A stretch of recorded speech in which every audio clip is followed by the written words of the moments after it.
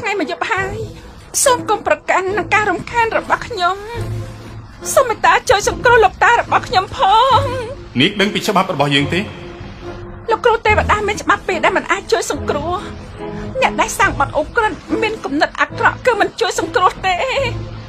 អ្នកដែលត្រូវដល់ថ្ងៃស្លាប់និងអ្នកចង់ស្លាប់ក៏មិនជួយសង្គ្រោះដែរខ្ញុំចាំបានចងចាំបានល្អណាស់ថ្ងៃនេះយើងអត់ទោះឲ្យនាងដែលរំខានយើងជំងឺរបស់លោកតារបស់នាងយើងនឹងព្យាបាល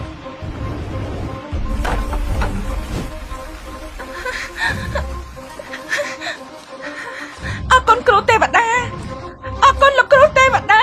ត្រឡប់ទៅវិញឲ្យលោកតារបស់នាងលេបថ្នាំមួយថ្ងៃមួយគ្រាប់នឹងជួយសង្គ្រោះជីវិតបាន10ថ្ងៃក្រោយយើងនឹងទៅដោយខ្លួនឯងថ្លៃព្យាបាល100លានមិនមានបញ្ហាទេអត់បញ្ហាទេ10ថ្ងៃក្រោយគ្រូសាលីននឹងរៀបចំពិធីជប់លៀងនៅទីក្រុងចិនឆាន់សូមលោកគ្រូទេវតាចូលរួមផងលោកគ្រូទេវតានេះជារបស់ដែលរៀបចំសម្រាប់លោកគ្រូជាសោផ្ទះបេឡាសង្ឃឹមថាលោកគ្រូចូលចិន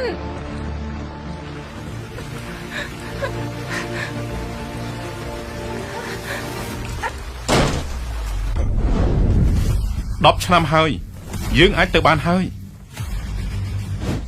ប៉ុន្តែលោកតាចង់ឲ្យយើងជ្រើសរើសមួយក្នុងចំណោមសម្បត្តិមង្គលការទាំងពីរនេះលីជិនអ៊ីកូនស្រីលីជិនអ៊ីសូមលោកគ្រូទេវតាចុះពីភ្នំដើម្បីព្យាបាលលោកតារបស់ខ្ញុំ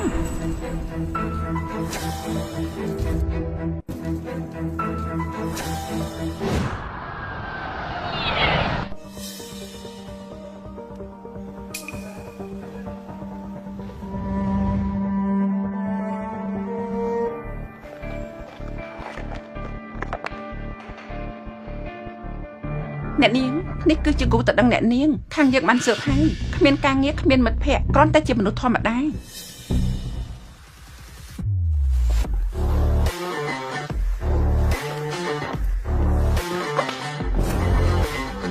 ខ្ញុំឈ្មោះលីចិនអ៊ីជាគូតដឹងលោក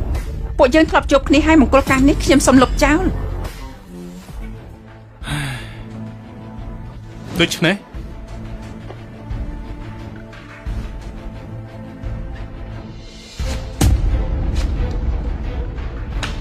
យើងមិនបាច់ជ្រើសរើសទេស៊ីជម្រៅណាលោកមិនអីទេហ្វុងលីងអ្នកណាលុបចោលសម្រាប់ខ្ញុំគឺដូចគ្នាទេមិនក៏លោកមិនឆាប់អរគុណដែរអ្នកនាងចិត្តទូលាយមិនអញ្ចឹងមនុស្សដូចលោកទោះស្លាប់ក៏មិនហ៊ានយកសពទៅបូជាដែរបើនិយាយបែបនេះខ្ញុំពិតជាត្រូវអរគុណនាងហើយខ្ញុំដឹងថាលោកមិនពេញចិត្តតែលោកត្រូវដឹងគ្រួសារនេះជាគ្រួសារធំមួយនៅក្នុងចំណោមគ្រួសារទាំង4នៅទីក្រុងជិនឆឹងខ្ញុំជាកូនច្បងរបស់គ្រួសារលីលោកសំនឹងខ្ញុំទេលោកសំនឹងខ្ញុំទេអ្នកនាងបានចេញលោកគ្រូទេវតាហើយដូច្នេះនៅពេលដែលលោកគ្រូទេវតាទៅដល់ជិនឆឹងគ្រួសារលីប្រកាសជាទទួលការរីកចម្រើនយ៉ាងរហ័សទាន់ចិនបានហើយហ្វុងលីងឯងនិយាយទៀតក៏គេស្ដាប់មិនយល់ដែរខ្ញុំនឹងគេមិនមែនជាមនុស្សនៅភពតែមួយទេយើងមិនមែនជាមនុស្សនៅលើពិភពលោកតែមួយទេបានហើយទុកមោទនភាពដែលគួរអាណិតនេះវិញទៅកុំយល់ថាខ្ញុំគ្មានចិនជាការពិតដែរដូច្នេះក្នុងនាមជាសំណងនៃការលុបចោលមង្គលការយកវាទៅហើយលោកអាចរកការងារណាល្អនៅក្នុងវិស័យណាមួយនៅទីក្រុងជិនឆឹងបានធ្វើខ្លួនឲ្យល្អកុំបន្ទោសថាខ្ញុំមិនជួយលោក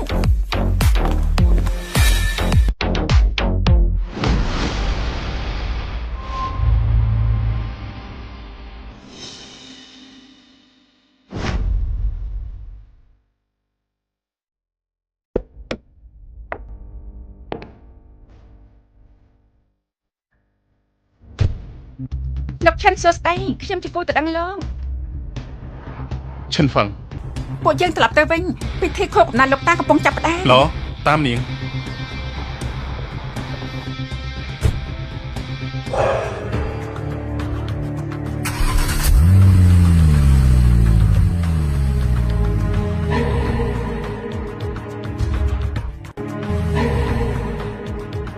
លោកឈិនមានរឿងអីហ៎អូមិនអីទេយើងទៅតែគិតរឿងខ្លះប៉ុណ្ណោះ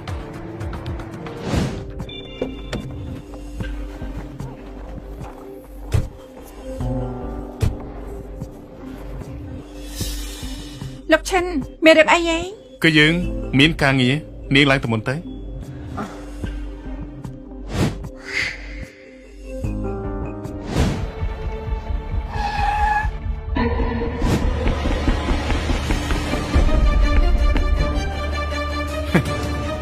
ចេញមក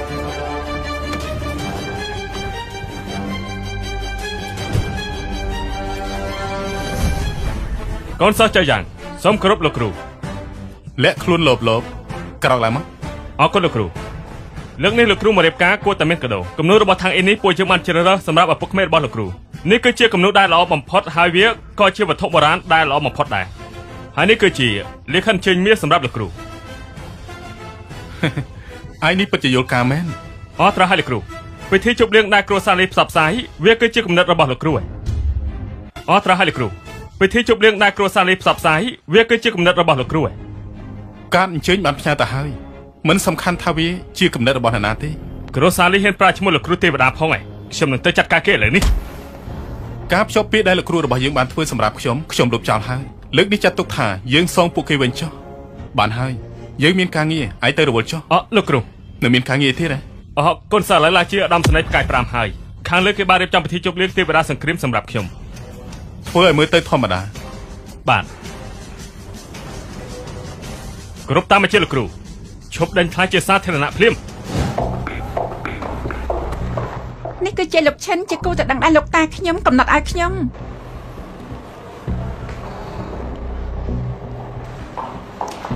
មីងជាមនុស្សបែបនេះមិនសមជាមួយឯងឲ្យអ្នកដែលគេតាមស្រឡាញ់ឯងយកមុខទៅទុកនៅទីណាបំណងរបស់លោកតាខ្ញុំត្រូវធ្វើតាមគាត់គ្រួសារស៊ូទោះជាមិនមែនជាគ្រួសារអភិជនតែពួកយើងជាគ្រួសារអ្នកមានមិនមែនអ្នកណាតែចូលមកបានក្នុងគ្រួសារយើងនោះទេណែឯងនឹងហើយថ្លង់ទេអាចជំនួសថ្លង់មិនទេស្ដាប់មិនលឺទេគេថ្លង់ទេអើយ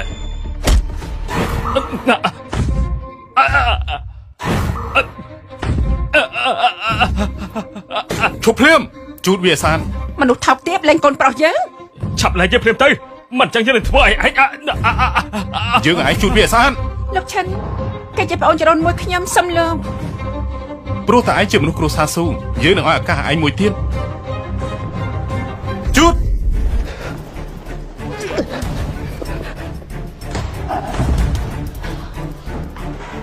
លោកម្ចាស់ស៊ូណែណាខ្ញុំមានកាដូត្រូវជូនគាត់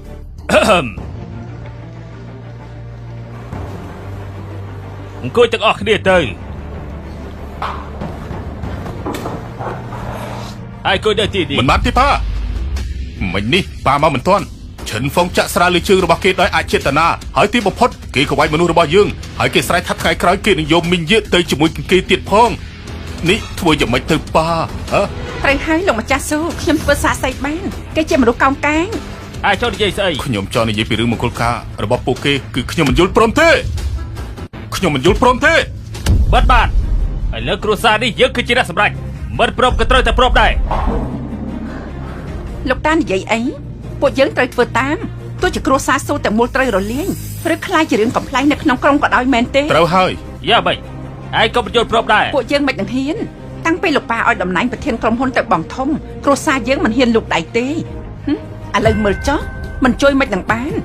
លោកប៉ាចំណាស់នេះហើយលោកប៉ានៅបានគឺល្អហើយមិនក៏អូនអ្នកក្រៅចូលមកធ្វើអីទៀតនេះឯង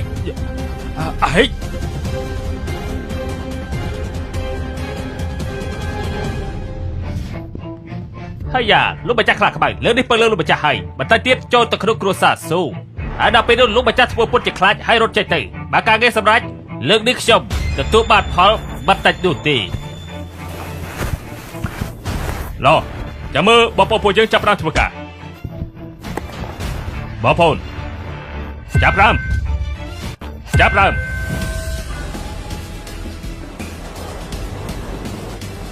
លោកម្ចាស់ខ្លាក្បៅអ្នកមានអំណាចនៅទីនេះ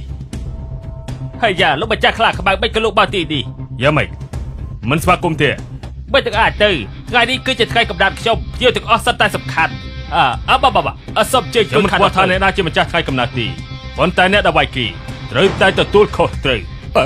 ណែលោកម្ចាស់ខ្លាខ្មៅលោកជាលោកម្ចាស់របស់ខ្ញុំប្រហែលជាមានការយល់ច្រឡំអីហើយលោកម្ចាស់ខ្ញុំមាន10ដងក៏ខ្ញុំមិនហ៊ានធ្វើអ្វីមនុស្សរបស់លោកម្ចាស់ដែរយល់ច្រឡំមែនលោកមានន័យថាខ្ញុំកុហកមែនទេទេពួកយើងមិនហ៊ានកុហកទៅចុះលោកម្ចាស់អាចប្រាប់ពួកយើងខ្លះបានទេថាមានរឿងអីទៅឡបើអញ្ចឹងខ្ញុំនឹងប្រាប់លោកល្អកើស៊ូវ៉ាងគឺជាពលលោកជាអ្នកអភិវឌ្ឍមែនទេការកែលម្អដីរបស់ពលលោកបានវាយមីងទី2របស់ខ្ញុំ ករណីនេះត្រូវដោះស្រាយយ៉ាងម៉េចតាហ្វូ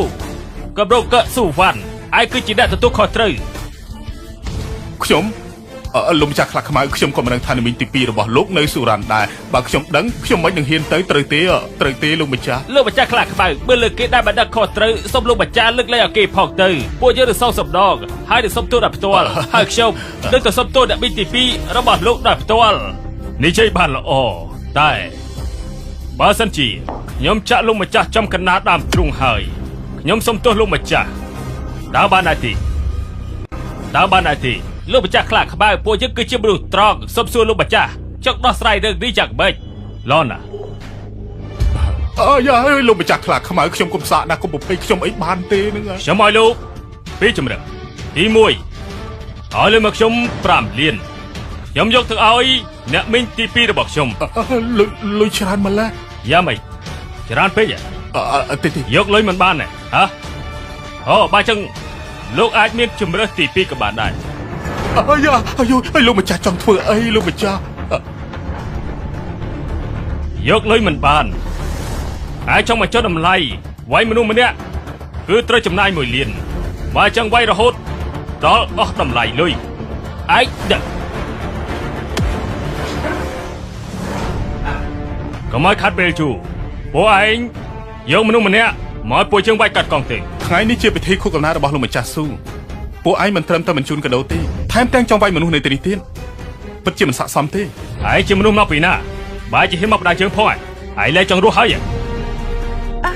លោកឈិនគេជាមនុស្សរបស់សមាគមហ្វូកាក្រុងឈិនលោកមិនអាចធ្វើអីគេទេបើមិនសាកមើលមិននឹងដឹងថាអាចធ្វើអ្វីបានឬមួយក៏អត់បើមិនសាកមើលមិននឹងដឹងថាអាចធ្វើអ្វីបានឬមួយក៏អត់នោះឡហ៊ានណាស់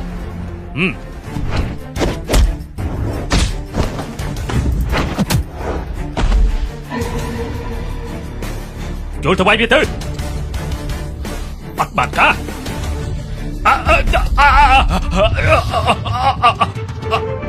លើជើងឯងចង់ស្លាប់ហើយឯងហ៊ានប៉ះពាល់ជើងយើងនឹងសម្លាប់ឯងជុំភ្លាមឥ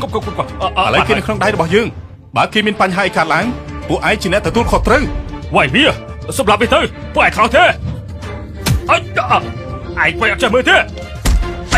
អើយពួកឯងវាយមានបាបព្រៃទេវានៅក្នុងហើយយ៉ាងមនុស្សអីខ្លាំងម្ល៉េះយើងបាននិយាយប្រាប់ហើយឲ្យពួកឯងគិតឲ្យច្បាស់យ៉ាងម៉េចមានបញ្ហាហើយហ្នឹងឈរនៅស្ងៀមរងចាំនិយាយជាមួយនឹងមេរបស់ឯងឲ្យបានចប់យើងនឹងលែងគេទៅវិញឯងនឹងងាប់មិនខានមួយក៏ភ្លៀងនេះដើម្បីប្រាប់ឲ្យឯងចេះគោរពច្បាប់មួយក៏ភ្លៀងនេះដើម្បីឲ្យឯងចេះគោរពមនុស្សចាស់មួយក៏ភ្លៀងនេះដើម្បីប្រាប់ថាមាត់របស់ឯងក៏ខ្វះពេកហើយយើងនឹងស៊ូជាមួយឯងហើយយ៉ាខ្លាខ្បើឯងឆាប់ឡៃគេទៅហើយយ៉ាខ្លាខ្បើឯងឆាប់ឡៃគេទៅណែឯងជាអ្នកណាឆាប់ឡៃគេភ្លាមទៅមិនក៏ឯងវាយមនុស្សផ្ដេសផ្ដាចឹងឯងគ្មានច្បាប់នៅក្នុងផ្នែកទេជាប៉ះពាល់មនុស្សរបស់យើងឯងចង់ស្លាប់ឆាន់ហ្វាំងលោកម្ចាស់ខ្លាខ្មៅលោកមានចិត្តទលាយកុំប្រកាន់រឿងតូចតាចអស់ទាំងនេះអីទៅវិញទាំងអស់គ្នាទៅហើយឆាលោកម្ចាស់សួរតើនេះមានរឿងអីមិនក៏លោកម្ចាស់ខ្លាខ្មៅក៏បានដែរចឹងលោកឈិនបើសិនជាលោកមិនជួយឲ្យលោកម្ចាស់ខ្លាខ្មៅលើកលែងទុកខ្ញុំមិនដឹងថាត្រូវធ្វើយ៉ាងម៉េចទេត្រូវហើយបើមិនមែនលោកទេគេបង្កបញ្ហាយ៉ាងនេះពួកយើងពិតជាមានរឿងធំហើយហើយគេជាអ្នកណាគាត់ជាគូដណ្ដឹងរបស់ខ្ញុំជាគូដណ្ដឹងរបស់នាងឯងលើកនេះមានបញ្ហាធំហើយខ្លាខ្មៅម្នាក់នោះគឺជាមនុស្សដែលពិបាកដោះស្រាយណាស់លើកនេះគូដណ្ដឹងរបស់នាងវាយខ្លាខ្មៅខ្ញុំគិតថាខ្លាខ្មៅមិនគិតឲ្យដោះលែងពួកនាងទេអាយ៉ាប៉ាអើយធ្វើយ៉ាងម៉េចទៅនេះសុទ្ធតែមកពីឯងបើមិនចឹងទេគ្រួសារយើងក៏មិនមានរឿងជាមួយនឹងខ្លាខ្មៅដែរបើមិនចឹងគ្រួសារយើងក៏មិនមានរឿងជាមួយនឹងលោកម្ចាស់ខ្លាខ្មៅដែរកុំពុកកំខឹងមិនគួរប្រកែកជាមួយនឹងមនុស្សបែបនេះទេពួកគេជាមនុស្សអន់យើងកុំអន់ជាមួយគេអីបានហើយណាប៉ាមើលល្អិតនេះមានរឿងជាមួយនឹងខ្លាខ្មៅពួកយើងមិនអាចទំនាក់ទំនងទេប៉ាយើងរកវិធីផ្សេងមកគោលការណ៍នេះត្រូវតែបន្តតាប៉ុន្តែខ្ញុំមានវិធីមួយធានាថាខ្លាខ្មៅគេមិនធ្វើបាបគ្រួសារស៊ូទៀតនោះទេឲ្យខ្ញុំដោះស្រាយទៅវិធីនោះជាអ្វីទៅលោកម្ចាស់មានព័ត៌មានមួយលោកប្រហែលជាមិនទាន់ដឹងទេ ខ្ញុំបានលើកថាទេវតាសង្គ្រាមនឹងទៅទីក្រុងជីនឆិតសម្រាប់គ្រួសារឈិតរបស់ខ្ញុំគម្រោងមួយនេះនឹងត្រៀមយកដីធំបំផុតនៅអ៊ីជីវ៉ាត់ជូនទៅទេវតាសង្គ្រាមនោះគឺជាដីពាណិជ្ជកម្មដែលធំបំផុត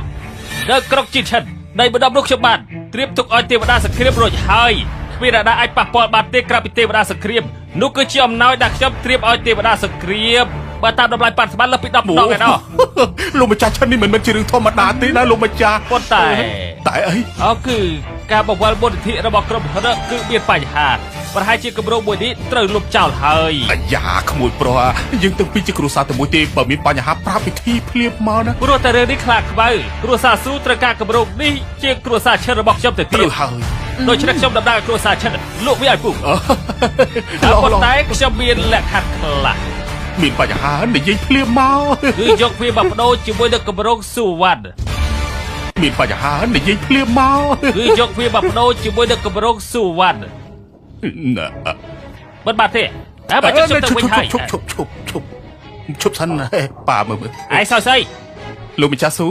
តាមពិតខ្ញុំស្គាល់ទេវតាសង្គ្រាមនោះខ្លះហើយក៏ឲ្យគេនៅធម្មតាដូច្នេះគេបានបញ្ឈប់ការដេញថ្លៃជាសាធារណៈចំណាយពាក្យសម្ដីដែលគេនិយាយមិញនេះលោកម្ចាស់គួរតែពិចារណា ឯងជាមនុស្សស្អីហ៊ានសង្ស័យទេវតាសង្គ្រាមឯងចង់ស្លាប់ហើយពួកយើងមិនស្លាប់ជាមួយឯងទេអញ្ចឹងឯងចេញទៅ5ឆ្នាំមុនទេវតាសង្គ្រាមបង្ហាញមុខគេតែងនៅធម្មតាលោកឈិននិយាយអញ្ចឹងមិនខុសទេគ្រាន់តែសម្ដីធំតែង យើងប្រាប់ឯងនៅធម្មតាឬទេ តាមដែលលោកគ្រូនិយាយខ្ញុំបានឲ្យពួកគេបញ្ចប់ការដេញថ្លៃហើយឥឡូវខ្ញុំបានកំណត់ហើយគ្រួសារស៊ីគឺជាអ្នករៀបចំគម្រោងនេះ គេថាប្រគល់ឲ្យគ្រួសារស៊ីធ្វើហើយ គេដឹងរឿងទាំងអស់នេះហើយគេដឹងរឿងទាំងអស់នេះហើយយើប៉ាកែសម្ដែងទេវតាសង្គ្រាមមិននឹងអាចតាក់ទងជាមួយលោកបានហាដេកយល់សពទៅ ហើយយ៉ាពួកកែសម្ដីដាស់ដល់ហ៎ទេវតាសង្គ្រាមគេមិនទាំងអាចមកតាក់ទងជាមួយនឹងមនុស្សអត់បានការដូចជាឯងទៅឯងកំពុងតែយល់សពទាំងថ្ងៃហើយឯងដល់ពីទេវតាសង្គ្រាមឯងនេះពិតជាពួកកែសម្ដីមែនត្រូវហើយគម្រោងនេះពិតជាគ្រួសារស៊ីនៅពេលការគិតធ្វើពិតមែនប៉ុន្តែគ្រួសារពួកយើងមានទំនាក់ទំនងល្អនឹងគ្នារឿងអ្វីក៏ខ្ញុំអាចដឹងដែរមេយានាំលោកឈិតទៅសម្រាប់ទៅ ចាសំជេង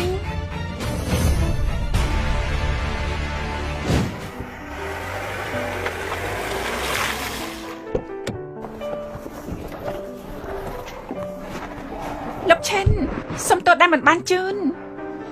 តាមពិតទៅស្នាមញញឹមរបស់នាងពិតជារឹងមាំណាស់ស្នាមញញឹមដែលធ្វើពុតបែបនេះងាយនឹងមានស្នាមជ្រួញចំពោះមង្គលការនេះនាងមិនពេញចិត្តទេមែនទេ ត្រូវហើយ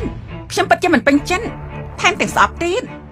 ស្ដាប់នាងហៅលោកឈិនឈិនពិតជាពិបាកទទួលណាដូច្នេះកុំធ្វើពុតទៀតអីចំពោះមង្គលការនេះនាងមិនអាចផ្លាស់ប្ដូរបានទេហើយខ្ញុំក៏មិនអាចផ្លាស់ប្ដូរបានដែរដូច្នេះត្រូវដឹងខ្លួនទទួលយកការពិតចុះ បានហើយកុំខឹងចាំយើងជួយសងសឹកឲ្យឆេស៊ុយកុំប្តេជ្ញាគេដូចជាមិនបានអាក្រក់អីផងឯងយ៉ាងម៉េចហ្នឹងបានហើយខ្ញុំដឹងថាគួរធ្វើយ៉ាងម៉េចហើយឯងទៅវិញចុះទុកគេឲ្យខ្ញុំ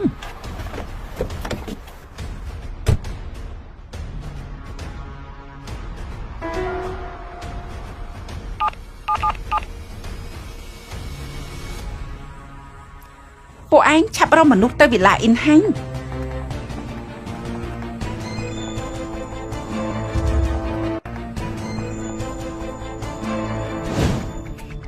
លោកគ្រូទេវតាពិធីជប់លៀងសម្រាប់លោកគ្រូទេវតាកំណត់ថ្ងៃហើយគ្រួសារលីរងចាំលោកគ្រូដោយក្តីគោរព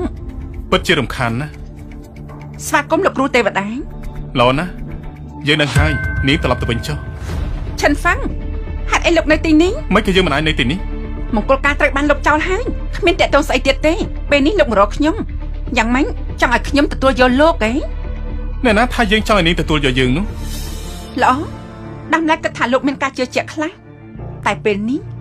មើលទៅលោកអន់ជាងសត្វជើង4ដែលខ្ញុំចិញ្ចឹមទៅទៀត ពិតជាឈួតហើយ ឈប់ភ្លាមកន្លែងលោកគ្រូទេវតាលោកគ្មានសិទ្ធិចូលទេពួកឯងជាអ្នកណា ពួកយើងគឺជាមនុស្សអាក្រក់ដល់ល្បីទាំង4 មនុស្សអាក្រក់ទាំង4 ក៏មើលមានតែពួកយើង3នាក់ទេបោធំរបស់ពួកយើងបានស្លាប់ហើយគឺមកពីគ្រូចង្រៃនឹងមកជួយសង្គ្រោះបោធំយើងបោធំទី2កុំនិយាយប្រយ័ត្នជាមួយគេអាចរៀបចំពិធីជប់លៀងឲ្យគ្រូទេវតាគេច្បាស់ជាដឹងថាគ្រូចង្រៃនោះណាហើយបើរកគ្រូនោះមិនឃើញពួកយើងចាប់នាងទៅច្បាស់ជាគ្រូនោះចាញ់មុខជាមិនខាន គ្រូទេវតាមានច្បាប់ពីមិនជួយសង្គ្រោះពួកឯងជាមនុស្សអាក្រក់ចង់ឲ្យលោកគ្រូទេវតាព្យាបាលពួកឯងពិតជាយល់សពហើយ បាទហើយចាប់នេះយកទៅបន្តទៅទៀតឲ្យបោទី4យើងលេងដល់ច្បាស់ទៅ ណែ នៅមានមនុស្សនៅឈរនៅទីនេះទៀតនៅមានមនុស្សឈរនៅទីនេះ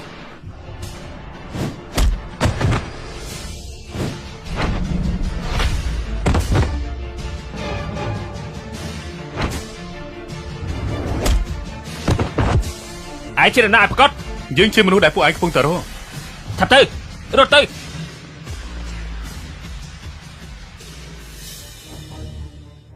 លោកគ្រូទេវតាមិនក៏ច្រឡំលោកគ្រូទេវតាពិតប្រាកដណាស់ឯណាបើយើងថាយើងជាអ្នកជួយសង្គ្រោះនាងមានន័យថាលោកជាអ្នកជួយសង្គ្រោះខ្ញុំត្រូវហើយនិយាយលុយមែនខ្ញុំពុំមានលងកុំឲ្យមានអ្នកណាដឹងថាគ្រួសារលីរៀបចំកន្លែងស្នាក់នៅឲ្យលោកគ្រូទេវតាហើយចង់តាក់ទងគាត់លោកគ្រូទេវតាមិនអាចជួបមនុស្សបែបលោកទេមិនប្រកាសទេកុំឲ្យមានអ្នកណាដឹងថាគ្រួសារលីរៀបចំកន្លែងស្នាក់នៅឲ្យលោកគ្រូទេវតា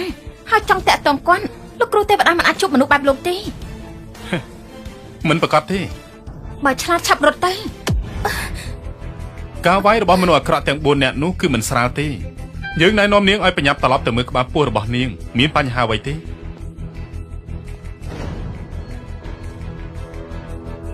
អរគុណលោកគ្រូទេវតាដែលបានជួយសង្គ្រោះជីវិតនេះជាលិខិតមាសរបស់ពិធីជប់លៀងលោកគ្រូទេវតាគ្រួសារលីរងចាំលោកគ្រូដោយក្តីគោរព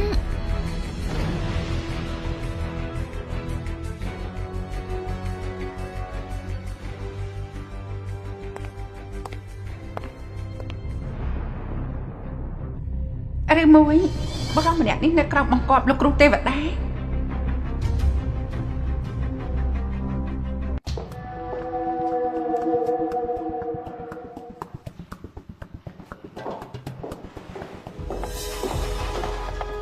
លោកតាគំនូរនេះច្បាស់ជាគូដោយវិចិត្រករដ៏ល្បីណាឯងមើលកម្លាំងជក់ទ្រង់ទ្រាយគឺដូចជារចនាបថខាងអ៊ីនអញ្ចឹងពិតជាដូចហើយគំនូរនេះរក្សាទុកបានល្អខ្លាំងណាស់អីមិនក៏គ្មានហត្ថលេខាមីងយាកដោថ្ងៃកំណើតនេះឯងច្បាស់ជាចំណាយពេលច្រើនណាស់ដើម្បីទៅរកវាបានមែនទេគំនូរនេះការពិតគឺលោកឈិនជាអ្នកអាយស្អីគេមិននឹងមានរបស់ដ៏កម្របែបនេះឯងប្រកាសជានិយាយលេងទេខ្ញុំថាហើយមិនក៏គ្មានហត្ថលេខាមើលទៅមានបញ្ហាហើយត្រូវហើយខាងអ៊ីនគឺជាវិចិត្រករកាលពី500ឆ្នាំមុនហើយគំនូររបស់គេកម្រមានណាស់គេគ្រាន់តែជាមនុស្សក្រមិនទាំងអាចយកគំនូរខាងអ៊ីនបានទៅយើងបើសិនប៉ាមើលក៏គ្មានប្រយោជន៍ដែររបស់ខ្លែងខ្លាយគឺខ្លែងខ្លាយมันអាចមើលឃើញរបស់ពិតទេចៅភាសាល្អដែលប៉ាជ្រើសរើសពិតជាធ្វើឲ្យមនុស្សបើកភ្នែកធំពិតមែនហើយគំនូរនេះគឺជារបស់ពិតមិននឹងអាចទៅរួចទៅខ្លាយទេប៉ាមិននឹងអាចទៅរួចទៅខ្លាយទេប៉ាឯដឹងស្អីគំនូរនេះយើងបានឃើញនៅសារមន្ទីរនៅបរទេសកាលពី10ឆ្នាំមុនវាគឺជារបស់ដ៏កម្រប៉ុន្តែគេជាមនុស្សក្រីក្រមិនក៏មានគំនូរនេះហើយរក្សាទុកបានល្អបែបនេះទៀតខ្ញុំដឹងហើយគេច្បាស់ជាលួចវាមកហើយដឹងហើយច្បាស់ជាគេលួចបានហើយគំនូរនេះយើងត្រូវរក្សាទុកឲ្យបានល្អពិធីជប់លៀងទេវតានៅថ្ងៃស្អែកឯបបួលឈិនហ្វឹកទៅជាមួយផងអូ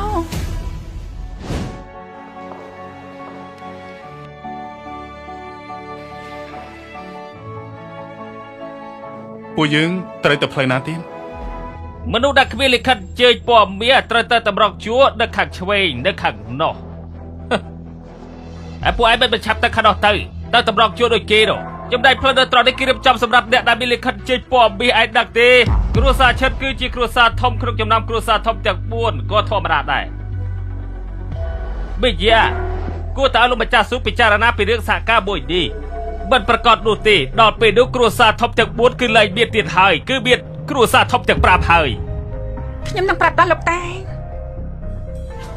ពិតជាមិនស្គាល់ល្អអាក្រក់មែន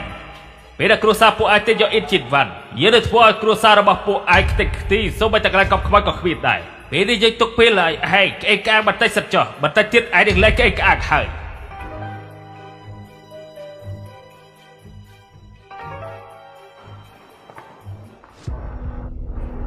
អញ្ចឹងពួកយើងទៅផ្លូវនេះក៏បានដែរផ្លូវនេះមានលិខិតមាសទើបអាចចូលទៅបានអ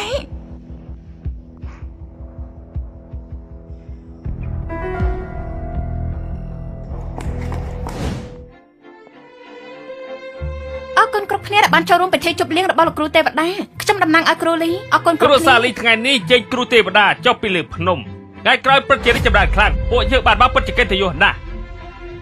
អ្នកនាងជើញពួកយើងមកដើម្បីគោរពគ្រូទេវតាសម្រាប់ពួកយើងគឺជាកិត្តិយសមួយដែរ គ្រប់គ្នាសូមរងចាំបន្តិចលោកគ្រូទេវតានឹងមកដល់គ្រប់ពេលតែខ្ញុំលីជីនអ៊ីថ្ងៃនេះសូមនិយាយឲ្យច្បាស់បើបន្តិចទៀតមានអ្នកណានិយាយខុសចំពោះមកលោកគ្រូទេវតាកុំបន្ទោសគ្រូសាលីដែលគ្មានមេត្តាធម៌ សូមគោរពគ្រូទេវតាមិនក៏ចាយរៀនចូលរួមក្នុងពិធីជប់លៀងរបស់លោកគ្រូទេវតាឯងពិតជាថ្លាធំបែបឥឡូវនេះជាណា នាងមិនមែនជាស្រីស្អាតប្រចាំក្រុងពេកាំងទេជាកូនស្រីច្បាំងគ្រួសារស៊ូហ្នឹង មិនក៏គេចេញពីផ្លូវនោះឬមួយពួកគេជាគ្រូទេវតា មិនអាចទេមិនអាចដាច់ខាតចាំមើលបន្តិចទៀតសិនទៅ គឺជាលោក អ្នកនាងលីខ្ញុំសូមមានជាមកពីគ្រួសារស៊ូមកអត់បានជម្រាបមុនសូមអ្នកនាងអធិស្ឋាន ខ្ញុំស្គាល់នាងតែមនុស្សដែលនៅក្បែរនាងមិនគួរនៅទីនេះទេ នេះគឺគូតដឹងខ្ញុំឈ្មោះឈិនហ្វាំង ល្អព្រោះលោកបានខ្លាចទៅជាចៅប្រសាររបស់គ្រួសារស៊ូហើយលោកកាន់តែមិនគួរនៅទីនេះ មានគេអញ្ជើញយើងយល់ព្រមដូច្នេះយើងក៏មក ហើយយ៉ាឆិនហ្វឹងឯងមិនបើកន្លែងនេះជាកន្លែងណាទេមនុស្សនៅទីនេះទាំងអស់មានអ្នកណាម្នាក់ដែលមិនមែនមកពីគ្រួសារអភិជនហ៎មនុស្សដូចជាឯងហុយសមមកទីនេះដែរទីនេះមិនមែនជាផ្ទះគ្រួសារស៊ូទីលើកមុនឯងសំណាងល្អហើយឥឡូវនេះឯងមិនប្រញាប់សំទោសអ្នកនាងលីទៀតបើមិនចឹងយើងមិនលើកលែងឯងទេ លោកថាប់សំទោសគេទេមិនចឹងខ្ញុំពិតជាមិនអាចការពារលោកទេ គ្រាន់តែជាកាកមនុស្សអន់ពួកគេមិនអាចធ្វើអ្វីយើងបានទេ ឆិនហ្វឹងយើងដឹងថាឯងជាចាប់សាគ្រួសារស៊ូតែឯងក៏មិនធ្វើខ្លាំងនៅទីនេះបើឯងធ្វើគ្រប់គ្នាទីនេះខឹងលោកម្ចាស់ស៊ូគិតយ៉ាងម៉េចឯងស្ដាប់ទៅលើគ្រួសារស៊ូប៉ុន្តែនៅទីនេះមិនអាចគេកាទេយើងប្រាប់ឯងបើឯងធ្វើគ្រប់គ្នានៅទីនេះខឹងលោកម្ចាស់ស៊ូគិតយ៉ាងម៉េចឯងស្ដាប់ទៅលើគ្រួសារស៊ូប៉ុន្តែនៅទីនេះមិនអាចគេកាទេគ្រាន់តែជាចាប់ភាសាគ្រួសារស៊ូហ៊ានកេងក្អាងបែបនេះផងឯងបើគ្រួសារស៊ូមកផ្សេងទៀតនោះ ឈិនហ្វឹងមើលទៅលោកក្លាហានណាតែថ្ងៃនេះជាកន្លែងដែលរៀបចំសម្រាប់ពិធីជប់លៀងលោកគ្រូទេវតាមិនអាចឲ្យលោកធ្វើប្រដេផ្ដាស់ទេ ព្រោះរៀបចំរួចអស់ហើយអញ្ចឹងយើងទុកមុខឲ្យពួកឯងចុះឡណាយើងមកដល់ហើយពួកឯងមានតម្រូវការអីឆាប់និយាយភ្លាមមក ឆាត់ហ្វឹកឯងហ៊ានខ្លាំងណាស់ថាប់ចុះមកព្រាបោឥឡូវអត់ម្នាក់នេះលែងចង់រស់ហើយហ៊ានគេការនៅផ្ទះគ្រួសារស៊ូផង លោកខ្ញុំដំបងកាត់ដល់រឿងចាស់ឲ្យលោកទៅតែមិនដឹងអីទេហ៊ានអង្គុយនៅទីនេះឈិនហ្វឹងគួរឲ្យស្ដាយណាស់ថ្ងៃនេះលោកមិនអាចចេញពីទ្វារនេះបានទេ ទេវតាសង្គ្រាមមកដល់សូមគោរពទេវតាសង្គ្រាមទេវតាសង្គ្រាមមកដល់ហើយបាច់បិទមកគ្រប់ ត្រូវឲ្យយើងគោរពមែនទេ ទេវតាសង្គ្រាមមកដល់ហើយបាច់បិទមកគ្រប់ ត្រូវឲ្យយើងគោរពមែនទេ មើលទៅលោកគ្រូមិនចង់ឲ្យគេដឹងពីអត្តសញ្ញាណពិតរបស់គាត់នោះទេមានរឿងអីហ៎ ពួកយើងធ្លាប់ចប់ពីតែគេបានលុបចោលហើយពេលនេះពួកយើងគ្មានតែតោះគ្នាទៀតទេហាក់កាន់ថ្ងៃនេះសូមទេវតាសង្គ្រាមមេត្តាអធិស្ឋានផងចុះខ្ញុំនឹងបណ្ដេញគេចេញឥឡូវនេះ ចាំបន្តិចមិនអីទេពួកឯងក្រោកឡើងទៅខ្ញុំមកថ្ងៃនេះគឺដើម្បីលោកគ្រូរបស់ខ្ញុំ លោកគ្រូរបស់លោក លោកគ្រូទេវតាសង្គ្រាមច្បាស់ជាលោកគ្រូទេវតាដែលពួកលោកចង់ជួបហើយគាត់ជាលោកគ្រូបានយ៉ាងម៉េចបងស្រីស្គាល់បរិមម្នាក់នោះទេ លោកគ្រូទេវតា លោកគ្រូរបស់ខ្ញុំថ្ងៃនេះគាត់មិនបានមកទេ ហេតុអីសូមទេវតាសង្គ្រាមមេត្តាប្រាប់ឲ្យច្បាស់ មានមនុស្សបំពានច្បាប់នៅចង់ជួបលោកគ្រូទេវតារបស់យើងទៀតហើយពួកមនុស្សដែលនាងហៅមកទាំងអស់នេះមានអ្នកណាសមជួបនឹងលោកគ្រូខ្ញុំដែរទេទៅ ច្បាស់ជាម្នាក់នេះជាមនុស្សមិនគ្រប់ច្បាប់ហើយទើបលោកគ្រូទេវតាអញ្ជើញមក មិនទេវតាសង្គ្រាមនិយាយហើយថាគាត់ក៏មកចូលចិត្តអ្នកនាងលីងដែរអញ្ចឹងច្បាស់ជានិយាយពីគ្រួសារស៊ូដែលជាមនុស្សអត់ចាស់នោះហើយឆាត់ហ្វាក់សិតទៅមកពីឯងធ្វើឲ្យយើងបាត់បង់ឱកាសជួបលោកគ្រូទេវតាថែមទាំងធ្វើឲ្យយើងមានរឿងជាមួយនឹងទេវតាសង្គ្រាមទៀតអាចង្រៃឈោឯងបំផ្លាញពិធីជប់លៀងលោកគ្រូទេវតាហើយអាចង្រៃឈោឯងបំផ្លាញពិធីជប់លៀងលោកគ្រូទេវតាហើយ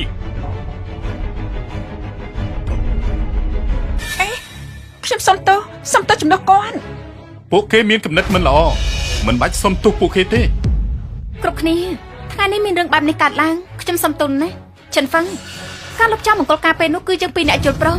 ខ្ញុំនៅមានអារម្មណ៍ថាខុសដែលចង់ជួយលោកតែថ្ងៃនេះលោកបង្កើតសត្រូវគ្រប់ទីកន្លែងហើយធ្វើឲ្យលោកគ្រូទេវតាចូលច្រឡំលើខ្ញុំ នាងមានគំនិតមិនល្អ ឥឡូវចង់មកចោតប្រកាន់មកលើយើងទៀតមែនទេ លោក ឥឡូវខ្ញុំនឹងសម្លាប់គេមិនគួរមានអ្នកណាមិនពេញចិត្តទេ ទោះថ្ងៃនេះលោកគ្រូទេវតាមិនបានមកក៏ដោយតែទីនេះជាពិធីជប់លៀងលោកគ្រូទេវតាដែលត្រូវគ្រួសារលីរៀបចំមិនដល់វេនលោកធ្វើរឿងប្រដេប្រដាស់ទេខ្ញុំមិនអាចឲ្យលោកគ្រូទេវតាខកចិត្តនឹងគ្រួសារលីម្ដងទៀតទេលោកទៅចុះ អានេះបណ្ដោះឲ្យគេទៅទឹកបែបនេះលើកនេះគេមានរឿងជាមួយនឹងមនុស្សគ្រប់គ្នាបើមិនសម្លាប់គេមិនអាចឲ្យគ្រប់គ្នាស្ងប់ចិត្តបានទេ ស្លាប់គេ ស្លាប់គេ ស្លាប់គេ ស្លាប់គេ ស្លាប់គេ ស្លាប់គេ ស្លាប់គេ ស្លាប់គេ ស្លាប់គេ ស្លាប់គេ ស្លាប់គេ ស្លាប់គេ ចោលទៅ ចាប់ពីឥឡូវនេះទៅគ្រួសារលីរបស់ខ្ញុំនឹងយកច្បាប់របស់លោកគ្រូទេវតាជាវិន័យគ្រួសាររហូតដល់លោកគ្រូទេវតាទទួលស្គាល់ម្ដងទៀតព្រោះគ្រប់គ្នាចង់ជួបលោកគ្រូទេវតាអញ្ចឹងស្ដាប់តាមខ្ញុំណែនាំកុំធ្វើរឿងប្រដេប្រដាស់នៅទីនេះ មើលទៅនៅមិនទាន់អស់សង្ឃឹមទេ សូមគ្រប់គ្នាប្រយ័ត្នខ្ញុំនឹងទៅសុំការអធិស្ឋានពីលោកគ្រូទេវតាឥឡូវនេះ សុំទោសពិតជាសកម្មណាស់ សូមគ្រប់គ្នាប្រយ័ត្នខ្ញុំនឹងទៅសុំការអធិស្ឋានពីលោកគ្រូទេវតាឥឡូវនេះ សុំទោសពិតជាសកម្មណាស់ លោកគ្រូទេវតារឿងពិធីជប់លៀងលោកគ្រូទេវតានេះគឺជាកំហុសរបស់ចិនអ៊ីសូមលោកគ្រូទេវតាផ្ដល់ឱកាសឲ្យខ្ញុំម្ដងទៀតផងចុះ គាត់កាត់អីចេះគាត់ច្បាស់ទៅហើយជួយគាត់ផងទៅអាក្មេងនេះច្បាស់ជាចាប់ហើយច្បាស់ជាត្រូវគេយកលុយអាមិនខាត់ជួយខ្ញុំផង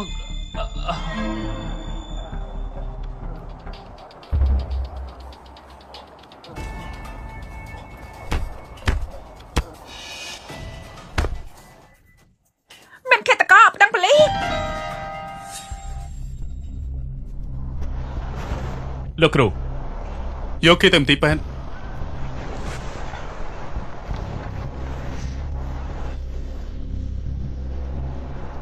លោកគ្រូពិធីជប់លៀងទទួលគ្រូទេវតានៅថ្ងៃនេះធ្វើឲ្យអាប់អន់កិត្តិយសរបស់លោកគ្រូខ្ញុំបានសុំច្បាប់ថ្នាក់លើរួចហើយខ្ញុំនឹងរៀបចំកម្មវិធីអរគុណដល់លោកគ្រូ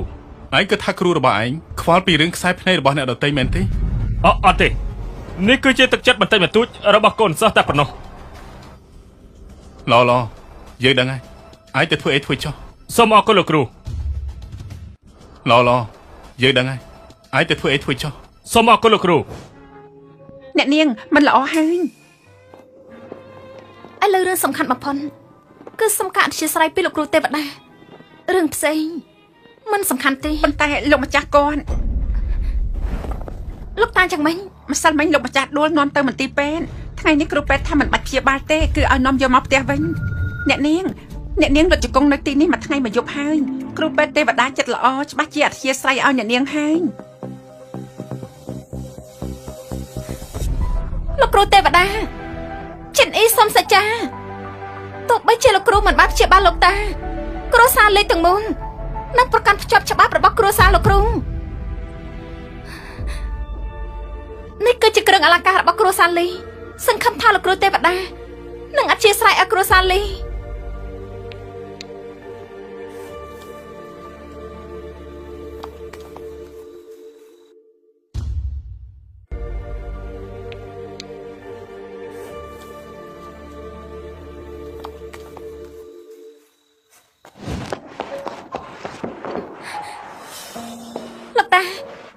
ជាតិអ៊ីតាបេតចៅដូចជាឯងពិតជាសម្ដាររបស់លោកតាហើយឯងថែមទាំងបានជើញគ្រូពេទ្យទេវតាឲ្យមកព្យាបាលជំងឺលោកតាថែមទៀតជំងឺរបស់លោកតាបានជាហើយឯងក៏បារម្ភទៀតអី លោកគ្រូទេវតា ខ្ញុំដឹងហើយច្បាស់ជាលោកគ្រូទេវតាដឹងថាអ្នកនាងលុតជង្គង់នៅមុខគាត់មួយថ្ងៃមួយយប់ទើបទទួលស្គាល់អ្នកនាង ចៅស្រីតាអរគុណចៅហើយតា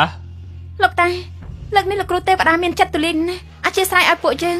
តែពួកយើងត្រូវរកវិធីអ្វីមួយសម្រាប់លោកគ្រូទេវតាមិនអាចផ្ដាច់ទំនាក់ទំនងជាមួយគាត់ទេ ហើយយ៉ាអ្នកនាងខ្ញុំនឹងថា10ថ្ងៃទៀតទេវតាសង្គ្រាមរៀបចំពិធីជប់លៀងថ្លែងអំណរគុណដល់លោកគ្រូទេវតា នោះជាឱកាសប្រធានសួរហើយ ចា លោកគ្រូរបស់ទេវតាសង្គ្រាម លោកតាលោកគ្រូរបស់ទេវតាសង្គ្រាមគឺជាលោកគ្រូទេវតាហើយលើកនេះច្បាស់ជានឹងពង្រីកការដេញថ្លៃទោះគ្រួសារលីយើងអាចទទួលបានសិទ្ធិដេញថ្លៃក៏ដោយគ្រួសារលីយើងមិនត្រឹមតែបានស្គាល់ទេវតាសង្គ្រាមថែមទាំងទទួលបានការពេញចិត្តពីគ្រូទេវតាទៀតជាតិអ៊ីយើងត្រូវចម្រាយទ្រព្យតម្លៃដើម្បីដេញថ្លៃហើយជាតិអ៊ីយើងត្រូវចម្រាយទ្រព្យតម្លៃដើម្បីដេញថ្លៃហើយ ទេវតាសង្គ្រាមរៀបចំពិធីជប់លៀងថ្លែងអំណរគុណលោកគ្រូទីបំផុតខ្ញុំមានឱកាសជួបហើយ ខ្លាខ្មៅចាប់ពីឥឡូវនេះទៅសមាគម Fuker នឹងគាំទ្រពេញទំហឹងពិធីជប់លៀងអំណរគុណដល់លោកគ្រូទេវតាថ្ងៃស្អែកមិនថាយ៉ាងណាទេយើងត្រូវតែដឹងថាលោកគ្រូទេវតានៅឯណាបាទទៅចុះលោកគ្រូទេវតាទីបំផុតលោកគ្រូក៏ចេញពីសមាធិហើយ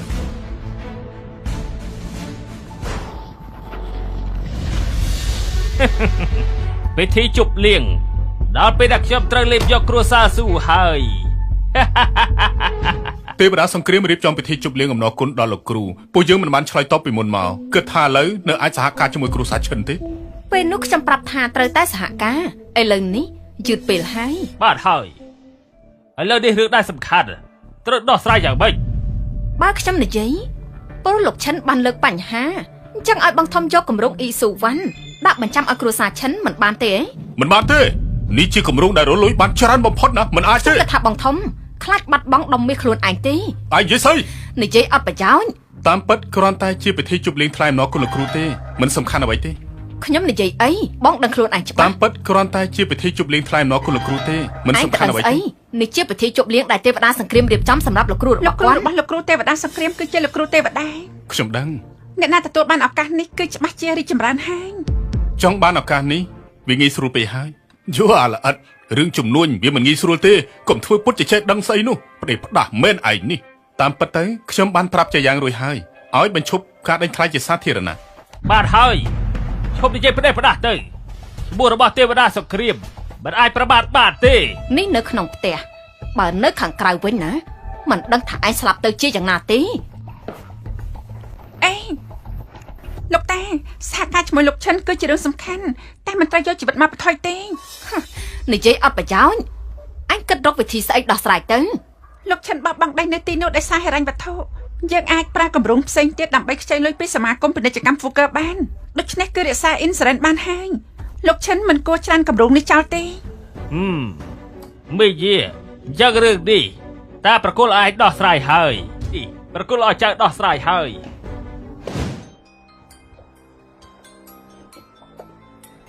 គ្រួសារលីលើកនេះដោយសារចង់ទទួលបានការអធ្យាស្រ័យពីពេទ្យទេវតាខ្ញុំធានាជូនលោកថាទឹកប្រាក់ទាំងអស់ដែលគ្រួសារលីទទួលបានពីសមាគមនឹងប្រើលើពិធីជប់លៀងថ្លែងអំណរអគុណដល់គ្រូទេវតាចម្បាំងខ្ញុំបានលើកថាពិធីជប់លៀងលើកក្រោយត្រូវបានគ្រួសារជីងស៊ឺទទួលរៀបចំគ្រួសារស៊ីយកបានគឺមិនខុសទេប៉ុន្តែសម្អាងលើគ្រួសារស៊ីនំខេកម្ដុំនេះខ្លាចតែពួកគេមិនអាចលេបលួចដូច្នេះត្រូវទៅរកដៃគូសហការម្នាក់នៅទីក្រុងមាសណាមួយពេទ្យទេវតាខ្ញុំគឺជាអ្នកសុំឲ្យគាត់ចុះពីភ្នំប៉ុន្តែខ្ញុំបានធ្វើឲ្យពេទ្យទេវតាច្រឡោតខឹងខ្លាំងណាស់ពិធីជប់លៀងទេវតាកាលពីលើកមុនតាមពិតជាមានមែនសោះមើលទៅពេទ្យទេវតាបានមកដល់ទីក្រុងមាសហើយក៏មានទំនាក់ទំនងជាមួយនឹងទេវតាចម្បាំងឲ្យតែនៅនាងលីធានីពីគោលដៅនៃការប្រើប្រាស់ទឹកប្រាក់សមាគមប្រកាសជាគ្រប់គ្រងសូមអរគុណប្រធានសមាគមលី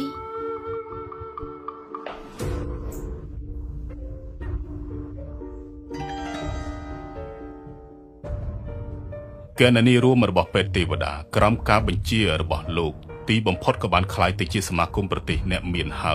យក៏បានឈរជើងនៅទីក្រុងមាសឥឡូវខ្ញុំមានមុខជួបលោកហើយគ្រួសារស៊ូពួកខ្ញុំបំណងខ្ចីប្រាក់ពីសមាគមចំនួន 3,000 លានអាយូប្រាក់កម្ចីចំនួនធំណាស់ត្រូវធ្វើតាមដំណាក់កាលរបស់វាខ្លាចខ្មាំងមកដែរពីវោហើយលើកនេះគឺចប់ហើយលើកនេះពួកខ្ញុំមានការរៀងស្ទះអញ្ចឹងឲ្យតែមករលលោកអន្តេសាមានមធ្យោបាយអន្តេសាមិនដឹងថាអ្នកដេងស៊ូយល់ព្រមឬក៏អត់ឲ្យតែគ្រួសារស៊ូទៅរួចពួកយើងនឹងប្រឹងអស់ពីលទ្ធភាពពិតជាធ្វើឲ្យបានសម្រេច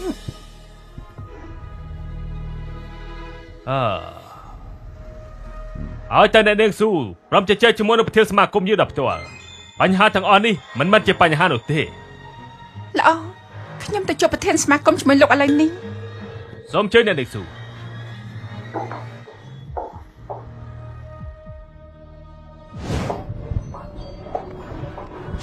ខ្លាខ្មៅអូនេះលោកគាត់ចង់ទៅណាហ្នឹងអូអ្នកដេកលីសូមកុំយល់ច្រឡំពួកយើងមកនិយាយពីរឿងការងារដែលត្រូវសហការគ្នាប៉ុណ្ណោះហើយយ៉ាពិតជាសោកស្ដាយនៅមុខមាត់ដ៏ស្រស់ស្អាតមួយនេះណាមិនដឹងមានមនុស្សប្រុសប្រមាណអ្នកដែលចង់នេបហ្នឹងតែឥឡូវបាច់ជ្រាបការជាមួយមនុស្សប្រភេទនេះទៅវិញឥឡូវកើតមានរឿងអីចុះមនុស្សបាត់ទៅណាហើយឥឡូវកើតមានរឿងអីបាត់មនុស្សទៅណាហើយ អ្នកនាងស៊ូខ្ញុំពិតជាមិនដឹងថាគួរនិយាយថានាងល្ងងឬក៏គួរនិយាយថានាងអ្នកនាងលីនេះជារឿងរបស់គ្រួសារខ្ញុំអត់ពាក់ព័ន្ធជាមួយអ្នកនាងទេអ្នកនាងស៊ូកំរឹងរូបើអ្នកនាងសុកចិត្តលុតជង្គង់ចំពោះអ្នកនាងខ្ញុំថាមិនត្រូវទេជួនកាលអ្នកនាងរបស់ខ្ញុំគាត់អាចជួយអ្នកនាងបាននាងត្រហើយចុះចំណែកអនាគតគូដណ្ដឹងនាងអាយ៉ាគេគួរតែមិនមែនជាអ្នកឲ្យនាងមកទីនេះទេមែនទេរឿងនេះគឺអត់ពាក់ព័ន្ធជាមួយគាត់ទេមិនស្គាល់ល្អអាក្រក់មែនបើសិនជាអ្នកនាងសុកចិត្តអ្នកនាងរបស់ខ្ញុំប្រកាសជាជួយបានហើយខ្ញុំពិតជាស្ងើសរសើរដល់មាត់រឹងរបស់នាងណាគ្រាន់តែមិនដឹងថាបន្តិចទៀតតើនាងនៅមាត់រឹងទៀតទេពួកយើងទៅអូអ្នកនេះស៊ូឲ្យតាប្រធានសមាគមរបស់ពួកយើងសប្បាយចិត្តអ្នកនេះចង់បានអីគឺបាននោះហ៎សុំជិះអ្នកនាងមានរឿងអីយ៉ាងឈិនហ្វឹងពេលខ្លះខ្ញុំមានអារម្មណ៍ថាលោកពិតជាសំណាងខ្លាំងណាស់អាចរៀបការជាមួយស្រីស្អាតដូចនេះជួយអបអរសាទរផងមនឹកស្មានថានាងលីក៏ចេះនិយាយពីអបអរសាទរដែរអត់សមត្ថភាពទេប៉ុន្តែក៏ឥតកតមខ្លាំងណាស់ឈិនហ្វឹងអាចផ្ដាច់ពាក្យជាមួយលោកពិតជារឿងមួយដែលខ្ញុំសម្រេចចិត្តត្រឹមត្រូវបំផុតក្នុងជីវិតនេះគ្រាន់តែមិនដឹងថាសំណាងរបស់លោកមួយនេះឥឡូវនៅសពប្រមាណប្រហែលជាលោកឥឡូវនេះទើបតែត្រូវប្រពន្ធផិតក្បត់មួយលើកឬប្រហែលជាត្រូវអាចទទួលការផិតក្បត់ច្រើនលើកជាងនេះថាម៉េចប្រហែលឥឡូវទើបតែត្រូវប្រពន្ធផិតក្បត់មួយលើកឬប្រហែលជាច្រើននេះថាម៉េចចាំមិញអន្តេសាយមានប្រយោជន៍ទេលោកនៅត្រូវសង្ងំនៅផ្ទះរងចាំប្រពន្ធផិតក្បត់តាមសម្រួលអាស័យឋានឯណាប្រពន្ធលោកគឺត្រូវប្រធានសមាគមប្រទេសអ្នកមានខ្លាខ្មែរថ្វាយឲ្យប្រធានលីលោកនៅហ៊ានមកទេ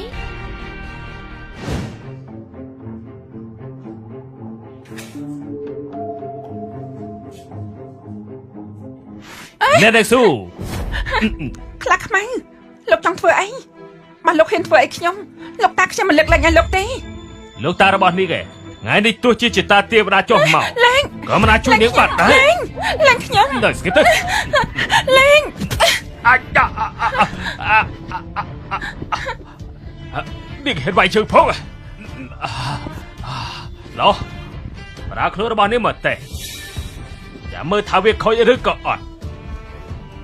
ថ្ងៃនេះប្រធានសមាគមមិននៅឲ្យខ្ញុំប្រើនេះជំនួសលោកកំជុលម៉ែសោះបើលោកដាក់ចូលមកទៀតខ្ញុំសុកចិត្តស្លាប់នាងស្លាប់ទៅទោះបីជានាងស្លាប់ក៏យើងនៅតែលេងនាងដែរហ៎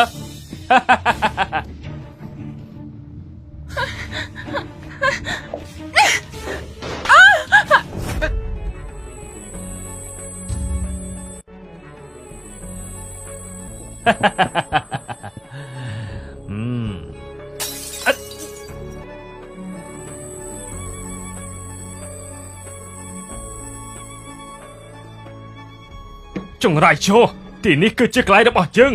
ហ៊ានវាយជើងផងទោះបីជាទេវតាចុះមកក៏មិនអាចជួយអីបានដែរយើងត្រូវតែសម្លាប់ឯងឈប់ភ្លាមបើមិនចង់ស្លាប់ឆាប់លុតជង្គង់សុំពណ៌ជើងភ្លាមទៅ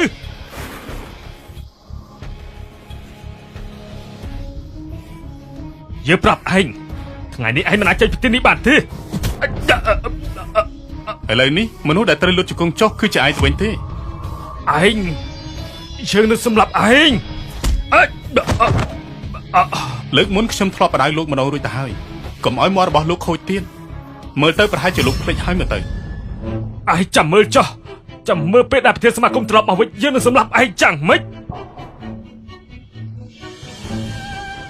ណាមិនក៏ហ៊ានកោងកាច់នៅកន្លែងរបស់យើងបែបនេះ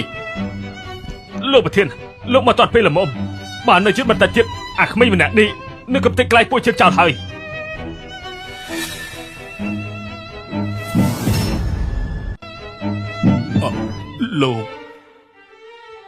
លោកប្រធានយ៉ាងម៉េចហើយចេញទៅ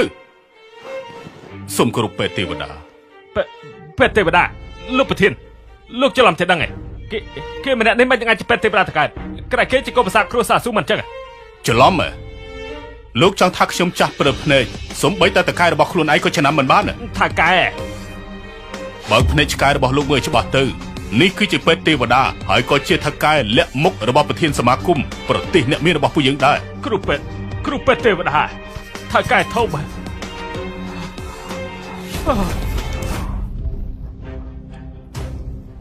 លោកប្រើឈ្មោះរបស់យើងហើយក៏ទៅធ្វើរឿងផ្ដេសផ្ដាស់តើត្រូវទទួលទោសបែបម៉េចទើបស័ក្តិសមលោកប្រធានខ្ញុំមានភ្នែកប្រស្រីសូមលោកប្រធានលើកលែងខ្ញុំផង យកចូលដល់ខ្ញុំមានចិត្តស្មោះចំពោះលោកសំលោកទុកជាមួយខ្ញុំផងលើកឡើងខ្ញុំផងណា ពួកឯងចូលមក ថាកាបាត់ទេបាត់ទេវតាអ្នកធំមិនប្រកាន់អ្នកតូចលើកឡើងខ្ញុំផង អូខេចុះលើកឡើងខ្ញុំដល់ទៅលើកឡើងខ្ញុំដល់ទៅលោកប្រធាន ឈ្មោះលេឡុងជាប្រធានសមាគមសូមពេទ្យទេវតាមេត្តាអត់ទោសខ្ញុំផងចុះងើបឡើងមកកុំឲ្យមានលើកក្រោយទៀតពេទ្យទេវតាយ៉ាងម៉េច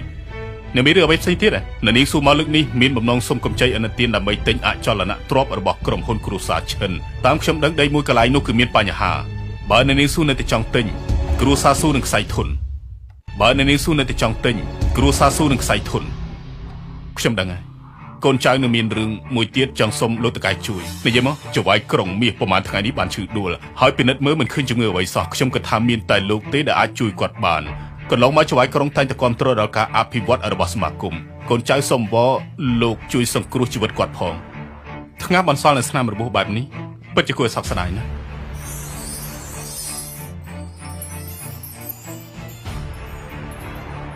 ពួកឯងជួននាងស៊ូត្រឡប់ទៅផ្ទះវិញត្រូវចាំថាត្រូវគោរពគាត់បន្តិចបងបើសិនជាបងកើតអីតើឲ្យខ្ញុំរស់នៅយ៉ាងម៉េច លោកស្រីហ្វូក៏បារម្ភក្រោយពីចវាយក្រុងហូបត្រាំនេះរួចខ្ញុំសូមធានាថាគាត់នឹងដូចដើមវិញ ពិតមែនទេ លោកស្រីជិនទុកចិត្តចោះថ្នាំនេះចម្រាញ់ចេញពីយិនសិនដែលមានអាយុរាប់រយឆ្នាំហើយនៅមានថ្នាំល្អៗជាច្រើនមុខទៀតរងាស់3យប់3ថ្ងៃទៅបានមួយចាននេះគឺជាថ្នាំទឹក បងណាទីបំផុតមានសង្ឃឹមហើយ បើមិនចង់ឲ្យគាត់ស្លាប់ទេលោកស្រីដាក់ថ្នាំនេះចុះទៅ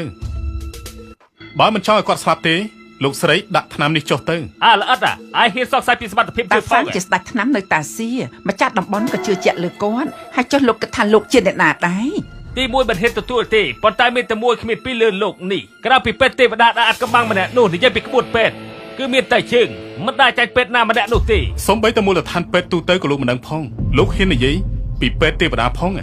ចវាយក្រុងដងហើមឈាមខ្សោយទាំងពីរដូច្នេះហើយទើបជើងមានបន្ថែមឬឈើថ្នាំចិនចូលទៅក្នុងនេះគឺប្រើទៅតាមប្រភេទជំងឺពិតជាមិនដឹងអីមែនលោកមិនបានដឹងស៊ីជម្រៅទេមូលហេតុដែលបណ្ដាលឲ្យគាត់ខ្សោយទាំងដង្ហើមនិងឈាមគឺដោយសារតែគាត់រងរបួសក្រំក្នុងលោកបែរជាបន្ថែមថ្នាំបើធាតុត្រជាក់ទៅនេះចូលទៅក្នុងថ្នាំបើលោកធ្វើបែបនេះគឺកាន់តែធ្វើឲ្យគាត់ខ្សោយថែមទៀតលោកចង់សម្លាប់គាត់ហើយឯងលោកនិយាយស្អីរងរបួសស្អីកុំធ្វើឲ្យខកការព្យាបាលគាត់បើគាត់កើតអីជីវិតលោក10ក៏សងមិនគ្រប់ដែរជីវិត10លោកស្រីដឹងថាគាត់ជាណាមិនចាំបាច់ប្រកែកជាមួយនឹងស្ត្រីមេម៉ាយទេបើអញ្ចឹងចវាយក្រុងស្លាប់5ថ្ងៃហើយនិយាយសម្ដីកេកាងណាស់តើលោកអាចទទួលខុសត្រូវបានដែរទេ4 3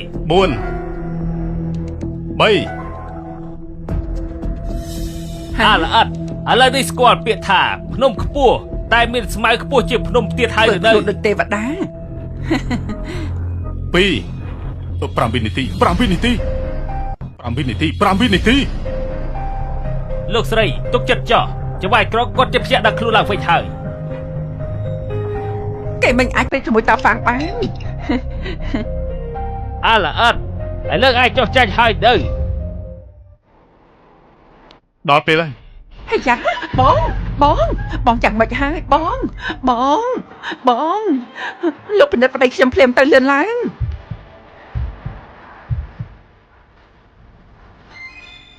មិនអាចទេមិនបាច់ចេះចឹងគឺបបពីឯងពួកឲ្យចវាយក្រុងខកខានពេលយ៉ាប់ស្ដាប់ទើបបានជាគាត់ស្លាប់បែបនេះឯងចង់ធ្វើអីមនុស្សស្លាប់បាត់ទៅហើយចាប់គាត់គេទៅចាប់ឡើងលោកចង់ប្រមាថសាកសពចវាយក្រុងតាមបែបទេ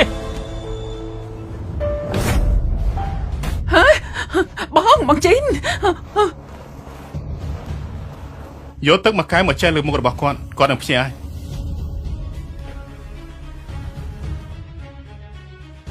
ច្បាស់ណាស់នៅតែជាបចោស្លាប់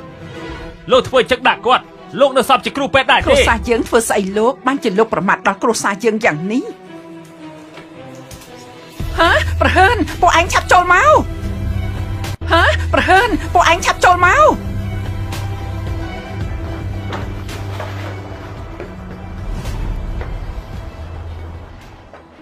គាត់លែងអីហើយ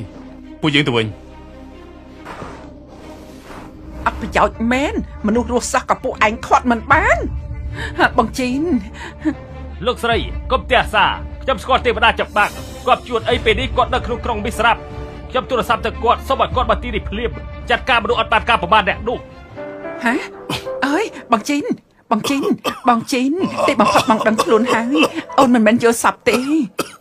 លោកស្រីមើលចុះហូបថ្នាំនេះហើយនេះជាបាច់ជំងឺជាដាច់បានតែម្ដងគឺថ្នាំដែលផ្សំឡើងដោយសារលោកមែនទេបែបហើយពួកហើយចូលមកចាប់គេភ្លាមទៅលោកម្ចាស់លើកលែងផងលោកម្ចាស់អ្នកធំបាត់ប្រកាសអ្នកតូចទេលើកលែងខ្ញុំផងយកគេទៅលោកម្ចាស់ពេលទេវតាទៅណាបាត់ហើយ ទើបអញ្ចឹងទៅមិញនេះ ឆាប់ឡើងឆាប់ទៅតាមគាត់ភ្លាមទៅពេលទេវតាឈប់សិនអរគុណគ្រូពេទ្យទេវតាដែលបានជួយសង្គ្រោះជីវិតរបស់ខ្ញុំថ្ងៃក្រោយបើមានអ្វីឲ្យខ្ញុំជួយប្រាប់មកចុះគ្រូពេទ្យទេវតាជំងឺរបស់ខ្ញុំឈឺរាប់សិបឆ្នាំមកហើយសំណាងបានជួបលោកកុំអីខ្ញុំបានទៅឋានលើបាត់ទៅហើយមូលហេតុដែលធ្វើឲ្យជំងឺរបស់លោកឡើងលើកនេះគឺដោយសារតែលោករំជួលចិត្តខ្លាំងពេកទើបបណ្ដាលឲ្យកម្ដៅនៅក្នុងខ្លួនប៉ះពាល់ដល់រាងកាយខាងក្នុងចំណាស់នេះទៅហើយតើមានរឿងអីដែលធ្វើឲ្យលោកតក់ក្រហល់ឡើងកម្ដៅបែបនេះហើយ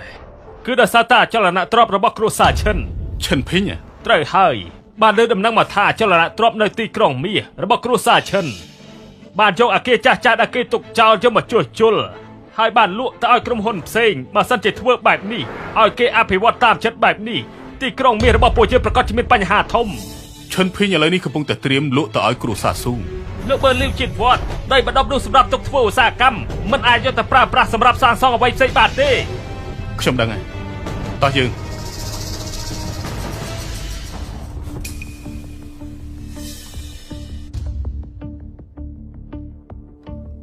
តើម្នាក់ណាជាមេគ្រួសារស៊ូខ្ញុំពលលោកគឺដែរពួកយើងគឺជាមនុស្សរបស់សមាគមប្រទេសអ្នកមាននៅនាងឈិនបានរងរបួសដែលបង្កឡើងដោយសារតែមនុស្សអាក្រក់នៅខាងក្រៅប៉ុន្តែត្រូវបានលោកឈិនជួយសង្គ្រោះឆាប់ឡើងត្រប់សូមអរគុណដល់លោកម្ចាស់ទាំងពីរហើយលោកឈិនដែរគឺឈិនហ្វឹកឬបែបទេលោកម្ចាស់គិតអីហ្នឹងអាចឲ្យសមាគមប្រទេសអ្នកមានបញ្ជូនមនុស្សមកវិញនោះច្បាស់ជាជីងឈិនហើយគឺមានតែមួយគ្មានពីរទេមើលហើយមិននឹងអាចទៅឈិនហ្វឹងដែលជាមនុស្សមិនបានការម្នាក់នោះទៅកើតអង្គលើឈិនហ្វឹងម្នាក់នោះសំបីតែមុខក៏មិនហ៊ានបង្ហាញផងមិននឹងអាចជាគេកើតបើមិនមែនឈិនហ្វឹងតើអាចជាអ្នកណាទៅច្បាស់ជាអ្នកប្រុសឈិនផឹងហ្វីមិនគេប្រាប់ឲ្យថាតកោឈិនហើយគេយកចិត្តទុកដាក់ជាមួយនឹងស៊ូមិញជាដូចនេះទៀតនឹងមានសមត្ថភាពផងដែរត្រឹមឈិនហ្វឹងនេះណាគ្រាន់តែជាមនុស្សមិនបានការម្នាក់សំបីតែសមាគមប្រទេសអ្នកមានក៏មិនដឹងថានៅឯណាផងបើគេជួយមនុស្សមែនក៏ត្រូវតែស្គាល់ផ្លូវសិនដែរមែនទេបាទលោកតាបិជាចាប់ជាហើយគួចចុះទៅបិជាកូននៅខ្លួនហើយមិញនេះប៉ាភ័យខ្លាំងណាស់អ្នកមិញនេះគឺមានមនុស្សរបស់សមាគមប្រទេសអ្នកមានជួយកូនមកឈិនមិនក៏មកទីនេះអញ្ចឹងលោកភេងលើកនេះពិតជាអរគុណលោកខ្លាំងណាស់បើមិនបានលោកជួយទេមីយាប្រកាសជាយ៉ាប់ហើយជួយបិជាពិតមែនហើយមនុស្សសមាគមអ្នកមានគេបាននិយាយប្រាប់ថាលោកម្នាក់តកូលឈិនគឺជាអ្នកជួយមីងយាពួកខ្ញុំគិតថានៅទូទាំងទីក្រុងមាសយើងនេះក្រៅពីអ្នកប្រុសឈិននៅមាននរណាទៀតទៅដែលហៅថាលោកឈិននោះតើត្រូវទេបាទសម្រាប់ខ្ញុំយ៉ាងមិនក៏បានដែរប៉ុន្តែគ្រាន់តែលើកនេះជួយមីងយាយកមីងយាចេញពីក្នុងដៃខ្លាខ្មៅខ្ញុំមិនខ្លាចគេនោះទេប៉ុន្តែគ្រួសារស៊ូច្បាស់ជាមានរឿងព្រោះថាខ្លាខ្មៅច្បាស់ជាមករកគ្រួសារស៊ូដើម្បីសងសឹកជាមិនខានដូច្នេះខ្ញុំមិនដឹងថាត្រូវធ្វើយ៉ាងម៉េចនោះទេ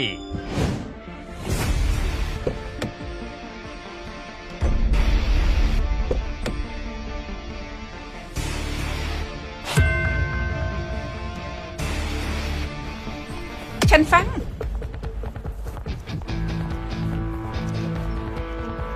មិនគឺជាប្រធានសមាគមលៃត្រីទេមានគេបាត់ធ្វើឡានឲ្យលោកដែលផ្ទាល់ទៀតនៅមានការអ្វីទៀតទេបើគ្មានទេខ្ញុំលាសិនហើយណាច្បាយក្រុងជីនប្រធានសមាគមលៃឈិនហ្វាំងតើលោកនៅមានអាកបាំងប្រមាណទៀតឈិនហ្វាំងតើលោកនៅមានអាកបាំងប្រមាណទៀតបាទអ្នកលោកភីនិយាយត្រូវហើយបើសិនជាខ្លាក់ខ្មៅមកសងសឹកពួកយើងនោះកូនឆ្មាមួយតែប៉ុណ្ណោះខ្ញុំគិតថាគេមិនអាចមកធ្វើព្យុះភ្លៀងបានទេលោកនៅចេះត្រឡប់មកវិញដែរខ្ញុំស្មានថាលោកវង្វេងបាត់ទៅហើយប៉ុន្តែឥឡូវនេះគ្រួសាររបស់យើងទាំងពីរបានបំពេញដល់មនុស្សរបស់សមាគមអ្នកមានហើយថ្ងៃក្រោយនឹងមានបញ្ហាធំជាមិនខានទេត្រូវធ្វើយ៉ាងម៉េចបាទហើយដល់គ្នាក៏ចុះសិតទៅហើយចាភេហ្វីយ៉ាដីរបស់លោកបាញ់នេះខ្ញុំយល់ហើយប៉ុន្តែលើកនេះមានយាស្នាខ្ចីបិទបាន ពួកយើងក៏មិនអាចថាការគ្នាបានដែរខ្ញុំពិតជាគ្មានមធ្យោបាយពិតមែនលោកតាស៊ូមិនចាំបាច់បារម្ភនោះទេបាទជាខ្ញុំហ៊ានបន្ថយទៅជួយមីងយាខ្ញុំច្បាស់ជាមិនខ្លាចសមាគមអ្នកមាននោះទេសើចស្អីមិនសុកចិត្តហ៎សំអាងលើគេហ៊ានមិនសុកចិនក្រៅពីចេះអួតគ្មានអ្វីសំបីតាន់តែងពេលនេះអាសានពឹងពាក់មិនបានមិននឹងអាចប្រៀបធៀបជាមួយអ្នកប្រចិនកើតនៅក្មេងមានសមត្ថភាពសំខាន់ជាងនោះគឺគាត់យកចិត្តទុកដាក់ជាមួយនឹងមីងយាណាលើកនេះបើគុំតបានអ្នកប្រឈិនចេញមកជួយកុំអីមីងយានឹងមានគ្រោះថ្នាក់ហើយណាលោកម្ចាស់ឆ្លងកាត់រឿងលើកនេះលោកគួរតែដឹងហើយថាមិនអ្នកណាដែលឲ្យមីងយាផ្ញើវាសនាលើបានលោកចង់បានដីថាម៉េចថ្ងៃនេះខ្ញុំបានទៅជួបចៅឯកក្រុងបញ្ហាដីនោះខ្លាចតែមិនងាយដូចអ្វីដែលអ្នកទាំងអស់គ្នាគិតទេពូកែខាងអួននៅហ៊ានថាបានទៅជួបចៅឯកក្រុងមេទៀនចាំជាគួរឲ្យអស់សំណើចណាអេនៅនេះស៊ីជួយនិយាយរឿងព្រឹកមិញឲ្យមីងយាស្ដាប់ម្ដងទៀតទៅព្រឹកនេះចៅឯកក្រុងតើមានបានជួបនរណាដែរឬអន់ថ្ងៃនេះចៅឯកក្រុងមិនសូវស្រួលខ្លួនបដិសេធមិនជួបអ្នកណាទាំងអស់ស្ដាប់ច្បាស់ហើយនៅបើមិនទាន់ស្ដាប់ច្បាស់ខ្ញុំអាចនិយាយម្ដងទៀតបានមនុស្សអត់បានការដូចលោកចង់ជួបចៅឯកក្រុងមាសផងលោកសំអាងអីទៅមនុស្សសម្រាប់ម្នាក់ដែលពូកែទៅខាងអួនលោកស្មានថាចៅឯកក្រុងមាសទំនេរដូចជាលោកមែនទេចង់ជួបគឺបានជួបអញ្ចឹងហ៎សំបីតែពួកយើងចង់ជួបចៅឯកក្រុងមាសក៏ត្រូវណាត់ទុកមុនប្រហែលខែដែរណាហើយចុះលោកវិញជាស្អីជាទំនិញជជុះនឹងខ្ញុំគ្រាន់តែរំលឹកទេជឿមិនជឿតាមចិត្តចុះសុំសំណាងល្អទៅស្រមោលក្នុងនេះដូចជាធ្លាប់ស្គាល់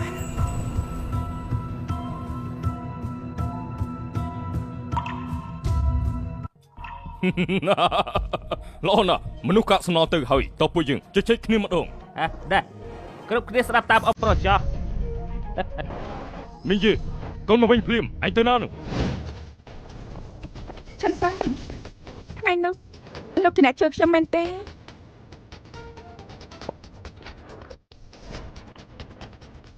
ប្រហែលជាលោកនិយាយត្រូវហើយគ្រូសាស្ត្រស៊ូក៏ដាប់គ្រប់ឱកាសទាំងអស់ខ្ញុំសង្ឃឹមថាលោកអាចនៅបន្តទៀត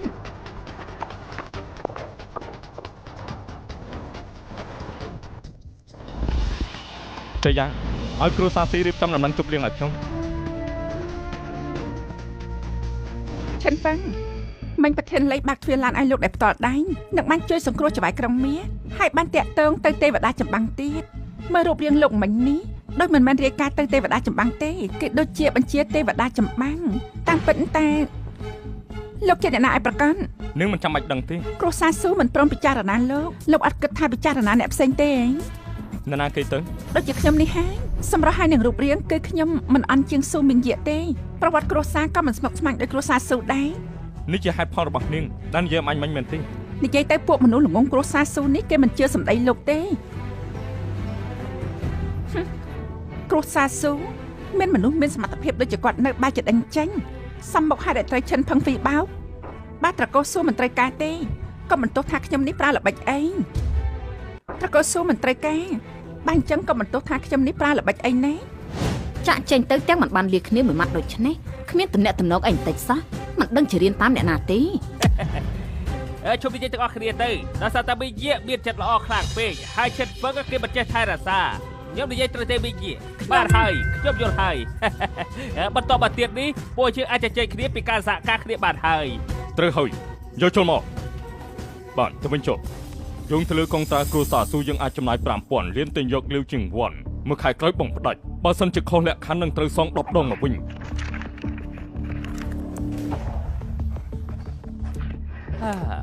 ដូច្នេះខ្ញុំនៅទីនេះអបអរសាទរអបប្រស៊ូទុកជាមុនហើយសហការរីករាយត្រូវហើយផ្នែកខ្លះនៃទីធ្លាសាលាគឺខ្ញុំជាអ្នកសាងសង់គឺជាកន្លែងនៃពិធីជប់លៀងខែអំណរគុណខ្ញុំកំពុងគិតថាបើគ្រួសារស៊ូចង់ចូលរួមចំណែកការសាងសង់ទីធ្លាសាលានេះខ្ញុំប្រកល់ឲ្យគ្រួសារស៊ូគឺជាអ្នកធ្វើអូអញ្ចឹងល្អណាស់ចូលត្រូវការឲ្យពួកយើងដាក់ទុនប្របាទដែររឿងទុនវិនិយោគបញ្ចប់ប្របាទទេគឺចំនួន3លានតែប៉ុណ្ណោះរឿងទុនវិនិយោគគឺបញ្ចប់ប្របាទទេគឺចំនួន3លានតែប៉ុណ្ណោះយ៉ាមិនហើយមានការលំបាកអ្វីទៀតទេអូអត់មានទៀតអត់មានទីអញ្ចឹងខ្ញុំក៏មិនទះស្អែកណាស់ដែរពួកលោកពិភាក្សាគ្នាតាមសម្រួលសិនទៅចាំស្អែកនេះខ្ញុំនឹងមកទទួលចម្លើយអូល្អអញ្ជើញតាមសម្រួលពួកយើងពិភាក្សាតាមសម្រួលសិនទៅស្អែកឆ្លើយជាមួយគីក៏មិនទាន់ហួសពេលដែរបានជាបងប្រុសធំនិយាយដូចនេះហើយអញ្ចឹងឲ្យមីងយាយកគម្រោងសាំងស៊ូវ៉ាន់ទៅបញ្ចាំទៅលោកតាខ្ញុំយល់ថាធ្វើអញ្ចឹងមិនត្រូវទេគួរតែទុកផ្លូវក្រោយប្រសើរជាងទុកផ្លូវក្រោយខ្លះ ខ្ញុំមើលទៅនាងគ្រាន់តែមិនយល់ព្រមប៉ុណ្ណោះ នេះគឺរឿងពីរផ្សេងគ្នាសាំសុវណ្ណជាក្រុមហ៊ុនខ្ញុំចំណាយពេលអស់5ឆ្នាំទើបធ្វើឲ្យក្រុមហ៊ុនមានតម្លៃដូច ពេល ជា បណ្ដាក់ទុនវិនិយោគប្រកែកគ្នាដល់ពេលបានផលចំណេញក៏គិតល្អិតល្អន់ដូចនេះដែរមែនទេ អំណាចខ្ញុំបដិសេធអញ្ចឹងថ្ងៃក្រោយខ្ញុំមិនយកភាគលៀបសំបីមួយសេនក៏មិនយកដែរ នេះជាអ្វីដែលនាងនិយាយខ្លួនឯងប៉ាបើបងប្រុសធំមិនព្រមចេញលុយវិនិយោគដូច្នេះទុកឲ្យខ្ញុំជាអ្នកវិនិយោគប៉ុន្តែដល់ពេលបានផលចំណូលខ្ញុំគឺមិនចង់ឃើញអ្នកផ្សេងកើបលុយដែរប៉ុន្តែដល់ពេលបានផលចំណូលគឺខ្ញុំមិនចង់ឃើញអ្នកផ្សេងគេមកកើបលុយដែរ បាទដូចនេះក្រុមហ៊ុនសាខារបស់វិជាបបែកខ្លួនចេញឲ្យដាច់ពីគ្នាទៅ ឈប់សិនខ្ញុំចេញទុនខ្លួនឯង50លាន កូនពីរអ្នកលោកពិតជាពូកែគិតគូរបានល្អិតល្អន់ខ្លាំងណាស់ចង់រក្សាទុកក្រុមហ៊ុនសាំងសុវណ្ណនៅក្នុងដៃរួចចង់វិនិយោគមកបែងចែកផលចំណេញពីពួកយើងទៀតហានិភ័យពួកយើងជាអ្នកទទួលរ៉ាប់រងពួកលោកចាំតែទទួលផលអញ្ចឹង បាទហើយពួកយើងសិតតែគ្រួសារតែមួយទេប្រកាសច្រើនយ៉ាងនេះធ្វើអីផលចំណេញលើកនេះ 30% បែងចែកទៅក្រុមហ៊ុនសល់ 60% ប្រគល់ឲ្យកូនប្រុសទី2សល់ 10% ប្រគល់ឲ្យកូនប្រុសច្បងសម្រាប់ចឹងចោះ ហេគុណឯងនេះប៉ាគុណនិយាយយ៉ាងម៉េចទៅទើបឲ្យវាត្រូវណាយើងមិនដាក់ទុនធំបន្តិចមែនប៉ុន្តែជាការដ៏ធំ ខ្ញុំឈិនហ្វឹងនិយាយមានហេតុផលរឿងល្អយ៉ាងនេះមិនអាចធ្លាក់មកលើដៃគ្រួសារយើងឲ្យស្រួលនោះអើយ យើងមិនបង្កើតបានកូនស្រីស៊ីបាយបោកឆ្នាំងដោយឯងចឹងរំលឹកឈ្មោះអាម្នាក់នឹងទៀតប៉ាកាត់កាល់ឯងចោលហើយចេញទៅ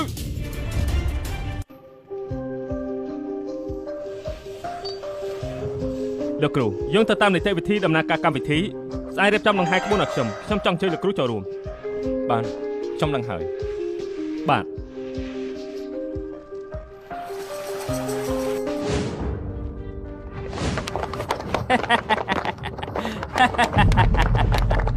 អាយ៉ាលើថាមីយាមិនទៅយល់ព្រមនឹងការសហការលើកនេះទេតាបែបទេ យកក្រុមហ៊ុនសាខាផ្ដាច់ខ្លួនចេញពីក្រុមហ៊ុនគ្រប់ហើយនៅមានមុខមកចូលរួមពិធីកាត់ខ្សែបូទៀនឈីងហ្វឹងមានអ្នកប្រកួតកន្លែងចេញមកហើយពួកយើងអាចក្តាប់ឱកាសនេះឲ្យជាប់ហើយ ហើយឆាបងស្រីខ្ញុំហើយបងគិតឲ្យបានច្បាស់ទៅវានៅមិនតាន់ហួសពេលនោះទេរំនោះប្រុសម្នាក់រៀបការជាមួយតាមសម្រួលទៅហើយក្រុមហ៊ុនរបស់បងប្រកួតឲ្យពួកខ្ញុំទៅគឺបានហើយ ខ្ញុំធ្វើអីមិនចាំបាច់ឯងមកជឿឆ្អែតជាមួយទេ ចាណាបងថ្លៃអត់ប្រយោជន៍របស់ខ្ញុំមិនក៏បងអត់នាំមកអញ្ចឹងហ៎ មនុស្សអត់បានការមានអីហ៊ានមកនិយាយមិននឹងអាចប្រៀបធៀបជាមួយនឹងអ្នកប្រុសឈិនវ័យក្មេងមានសមត្ថភាពបានសុភាពបរោះពិននេះទៅជារូបរាងដែលមនុស្សប្រុសគួរមានមិនដូចជាឈិនហ្វឹងឯងម្នាក់នោះទេដូចមនុស្សល្ងីល្ងើមួយថ្ងៃចេះតែដើរញុះញង់គេត្បិតតកោឈិនដូចគ្នាប៉ុន្តែខុសគ្នាស្រឡះណាស់ មែនហើយរៀបការជាមួយនឹងអ្នកប្រុសឈិនក៏លើកមុខមាត់គ្រួសារស៊ូរបស់ពួកយើងដែរ អូអញចង់អង្គុយកន្លែងលោកតាសម្រាប់គិតចំនួនលោកតាមែនទេអូកុំបារម្ភអីកម្មវិធីលើកនេះអត់មានការផ្សព្វផ្សាយទេជាបំណងរបស់ទេវតាចម្បាំងប៉ុន្តែលោកឈិនហ្វឹងនិយាយដូចជាច្រើនខ្ញុំខ្លាចថាក្រែងលោមានបញ្ហាអីខ្ញុំខ្លាចថាក្រែងលោមានបញ្ហាអីគេគ្រាន់តែជាមនុស្សក្រីក្រដែលចុះពីភ្នំគេដឹងស្អីសំបីការងារអត់មានធ្វើផងឯងកុំបារម្ភទៀតអីមែនហើយអាចមកពីខ្ញុំគិតច្រើនពេកខ្ញុំនៅមានការងារទៀតខ្ញុំសុំលាសិនហើយ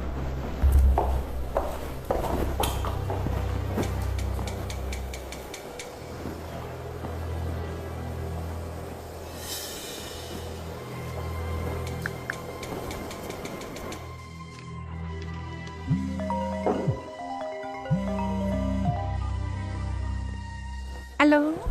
បងហ្វឹងអូននឹកដល់បងណា មានការអី បងនិយាយគំរោះគំរើយដាក់អូនជាស្រីឬក៏បងមានមិត្តស្រីហើយ មានការអីនិយាយទៅបើអត់ទេខ្ញុំដាក់ទូរស័ព្ទចុះហើយ អូនមិនដំណឹងអាក្រក់តាក់ទងជាមួយស៊ូមីងយាបងចង់ស្ដាប់ទេ រឿងរបស់គេមិនចាំបាច់នាងប្រាប់ខ្ញុំទេ តែនាងគឺជាអនាគតប្រពន្ធរបស់បងឬមួយបងសំបីការស្លាប់រស់របស់នាងក៏បងលែងរវល់ហើយ អាស័យដ្ឋានមក សន្តាគារពិភពផ្កាយ3អូនចាំបងនៅទីនោះអ្នកនាងធំបានតាក់ទងជាមួយគ្រួសារស៊ីរួចហើយពួកគេយល់ព្រមឲ្យពួកយើងដាក់ទុនហើយលោកគ្រូទេវតាក៏អធិស្ឋានឲ្យពួកយើងហើយហេតុអីពួកយើងនៅថែមទុនយ៉ាងនេះទៀតអញ្ចឹង ព្រោះថាខ្ញុំចង់ធ្វើជាមនុស្សស្រីរបស់ពេទ្យទេវតា តែគ្រូទេវតាក៏អត់កតមណាស់អ្នកនាងធំ ហើយរឿងនេះទុកចិត្តចុះប្រហែលជានាងមិនដឹងទេថាពេទ្យទេវតាបានដាក់គុជដែលខ្ញុំជូនគាត់តាមខ្លួនរហូត មើលទៅលោកគ្រូទេវតាដូចជាមានចិត្តលឿនអ្នកនាងហើយ ឈិនហ្វឹងមិនស្មានថាធ្លាក់ខ្លួននៅថ្នាក់ធ្វើការងារក្រៅម៉ោងនៅក្លឹបកំសាន្តទេ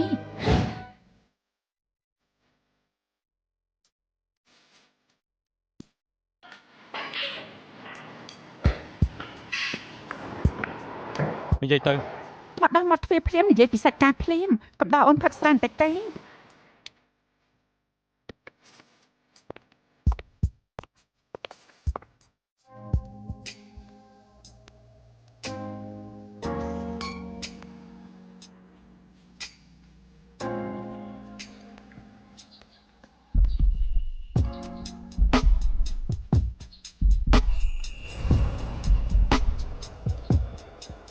ស្អាតទេស្អាតទេ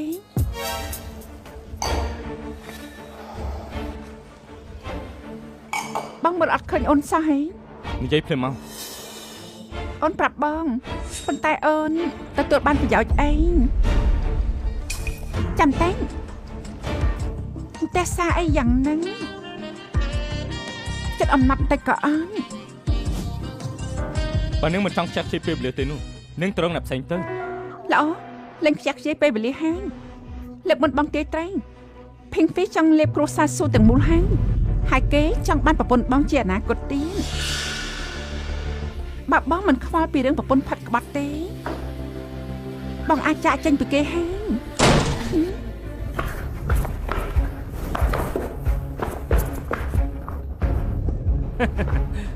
ស្រីស្អាតណាខ្ញុំពេញចិត្តនាងហើយលុយនេះជារបស់នាងឲ្យតែនាងធ្វើឲ្យខ្ញុំពេញចិត្តហ៎ឯងឆាប់ចេញទៅ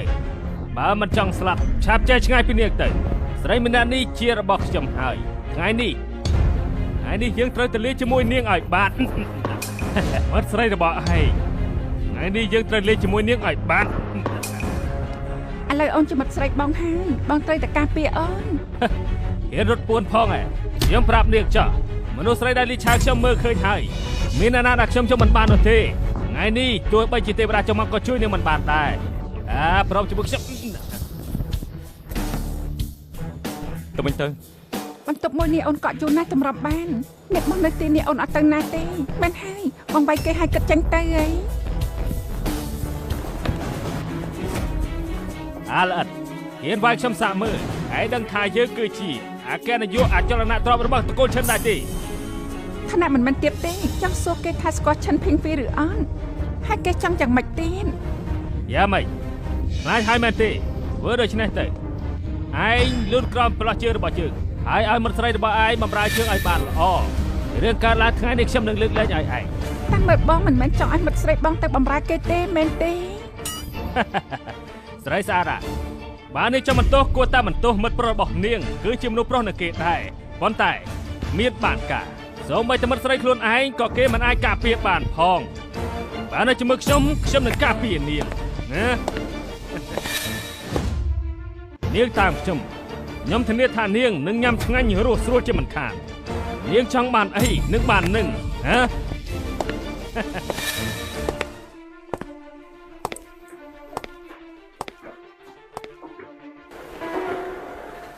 ហើយចូលមកពីអ្នកទៀតហើយ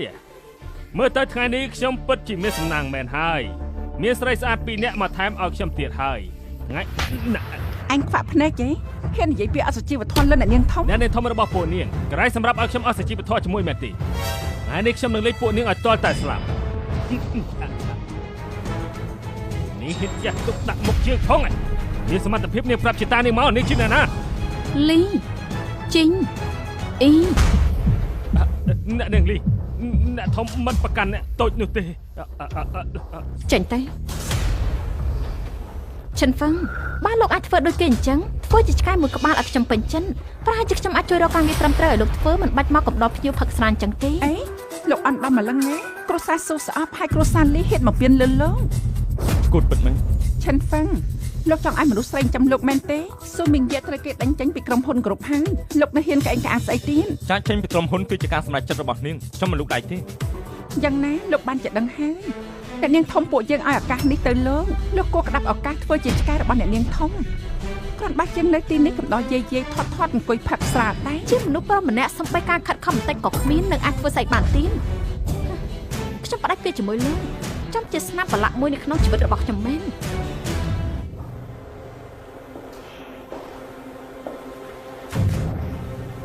ថ្ងៃក្រោយបើព្រួយតែរឿងលោកធ្វើឲ្យពេទ្យទេវតាយល់ច្រឡំថាខ្ញុំមិនស្អាតស្អំខ្ញុំ នឹងធ្វើឲ្យលោករស់នៅវេទនាជាងស្លាប់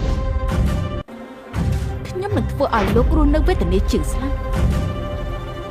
នាងស័កសមនិយាយពាក្យនេះទេ លោកសុំបាច់ឆ្កែមួយក្បាលចេញទៅមិននេះក៏មិនស្មើផងនៅហ៊ានសួរខ្ញុំថាសមឬអត់ឆិនហ្វឹងមិនមែនគ្រប់គ្នាសុទ្ធតែដូចលោកទេដូច្នេះភ្ញាក់ខ្លួនឡើងហ្វឹងលីង ចាក្នុងនេះមាន500000ជាថ្លៃបិទមាត់លោកពីព្រោះអ្នកនាងធំមិនចង់ឲ្យអ្នកណាមកដឹងពីរឿងនេះមិនគេនិយាយអីជាមួយលោកនៅឲ្យកាត់មកលោកទៀតគេចង់ចាំលោកគេ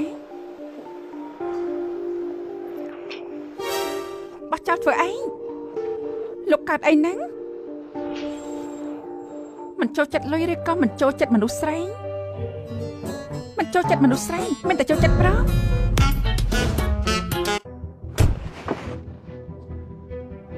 ទៅគ្រួសារស៊ូចិត្តដល់ពេលហើយ ឆាប់រកមេយាឲ្យគេមកសញ្ញាកងត្រាភ្លាមទៅវាហ៊ុននៅក្នុងដៃរបស់ពលលោកបានយកព្រមយកប្រាក់ចំណេញ 20% ទិញវា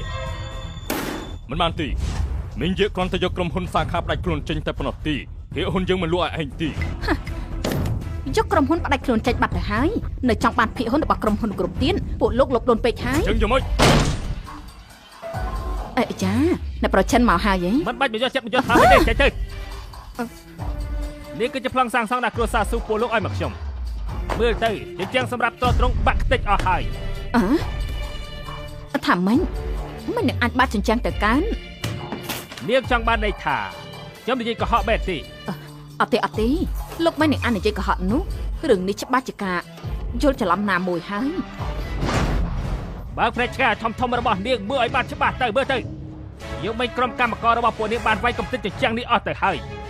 បើកុំតែថ្ងៃនេះខ្ញុំមកមើលទាន់កុំឲ្យសាលធំនៅថ្ងៃនេះដួលខ្ទេចអស់បាត់ទៅហើយបើកុំតែថ្ងៃនេះខ្ញុំមកមើលទាន់កុំឲ្យសាលធំនៅថ្ងៃនេះដួលខ្ទេចអស់បាត់ទៅហើយឈុតហ្វីអត់ស្គាល់ធំទេមួយរបស់យើងសម្រាប់ឲ្យលោកហើយបែបទេឈុតហ្វីរឿងវាយកំទេចចិញ្ចាំងទ្រុបបែបនេះតតាមនោះលោកទើបអាចធ្វើបានពួកយើងមិនអាចធ្វើអញ្ចឹងទេ ដូច្នេះប្លង់សាងសង់នេះមិនមែនពួកយើងឲ្យលោកទេ គ្រួសាររបស់ពួកលោកអត់មានមនុស្សល្ងងខ្លាំងមិនក៏ខ្ញុំមិនដឹងឥឡូវនេះអ្វីដែលសំខាន់បំផុតគឺប្លង់ស្ថាបត្យកម្មមានបញ្ហានេះវាគឺជាការពិតមែនដែរទេ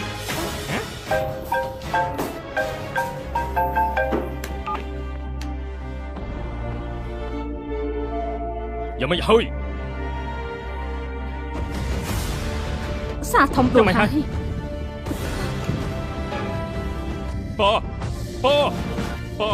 បាទអីទេបាទថោកទៀតណាស់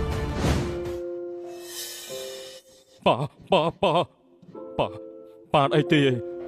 បាទក្រោកឡើងមកបាទ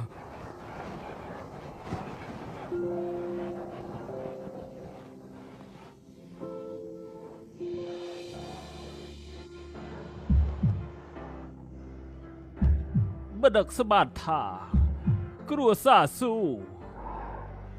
ឥឡូវនេះបែរជាដួលរលំក្នុងដៃរបស់យើង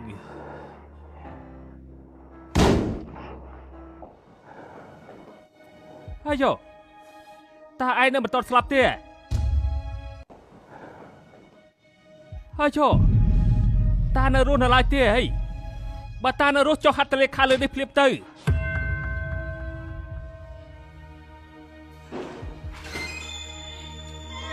ឈិនពេកហ្វី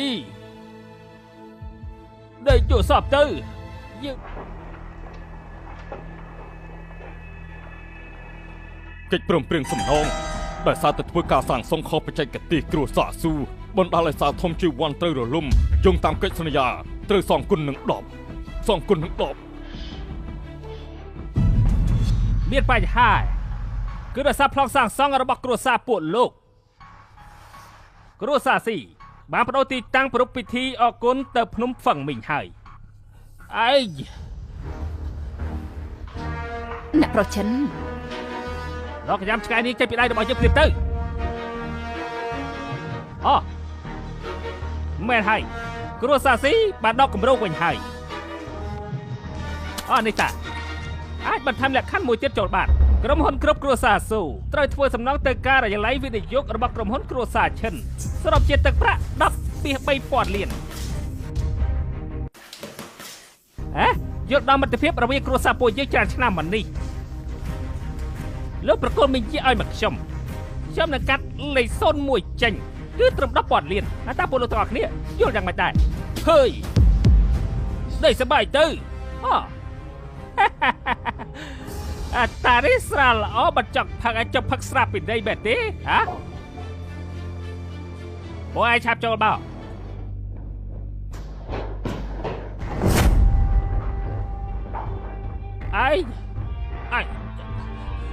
ឯងចង់ធ្វើអីចង់ធ្វើអីលោកថាតើខ្ញុំចង់ធ្វើអីឥឡូវនេះខ្ញុំទុកឱកាសឲ្យពួកលោកទាំងអស់គ្នាចុះក្រោយ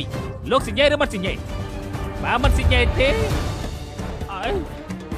ថ្ងៃនេះបើទោះបីជាវាយយើងដល់ស្លាប់ក៏ឲ្យធ្វើបើសញ្ញេដែរអាយតាពិតជាក្លាហានណាស់ចាក់ការកុំពួកយើងសញ្ញេពួកយើងសញ្ញេចាំមកសៀតបើសិនជាឯងហ៊ានសញ្ញេឯងចេញពីគ្រួសារស៊ូយើងទៅប៉ារស់ឆ្អែតហើយឈិនហ្វឹងគេនៅក្មេង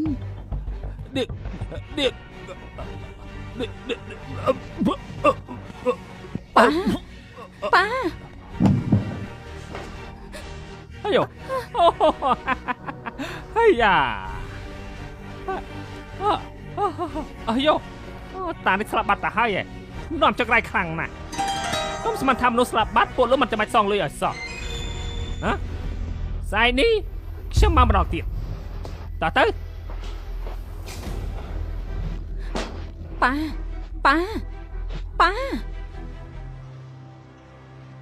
លោកតាស៊ូតាមពិតខ្ញុំដឹងខ្លះពីទេវតាចម្បាំងខ្ញុំប្រាប់គាត់ដាក់ខ្លួនបន្តិចទើបឲ្យគាត់បញ្ឈប់ការផ្សព្វផ្សាយពីការដេញថ្លៃនៅមជ្ឈដ្ឋានខាងក្រៅចំពោះសម្ដីរបស់គាត់និយាយនេះលោកគួរតែពិចារណាទៅតាមពិតគ្រាន់តែពិធីជប់លៀងថ្លៃចំនួនគុណមិនសំខាន់ខ្លាំងទេខាងជើយ៉ាងខ្ញុំបានប្រែប្រាំរួចហើយឲ្យគេបញ្ឈប់ការផ្សព្វផ្សាយការដេញថ្លៃទៅលោកតាស៊ូខ្ញុំគ្រាន់តែជួយរំលឹកទេកុំជឿពាក្យសម្ដីគេអី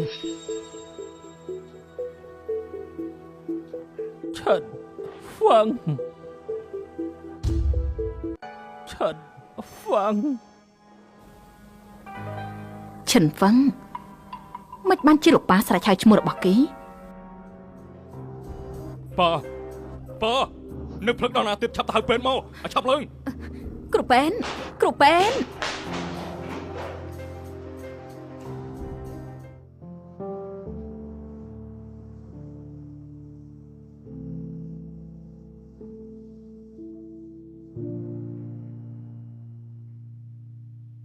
ខ្ញុំអាចជួយលោកបាន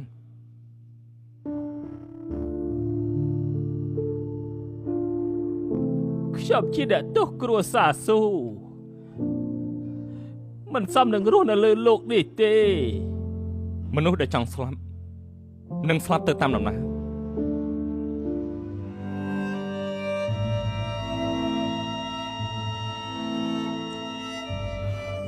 លោកគ្រូពេទ្យឈិនហ្វឹងអញចេញភ្លាមទៅ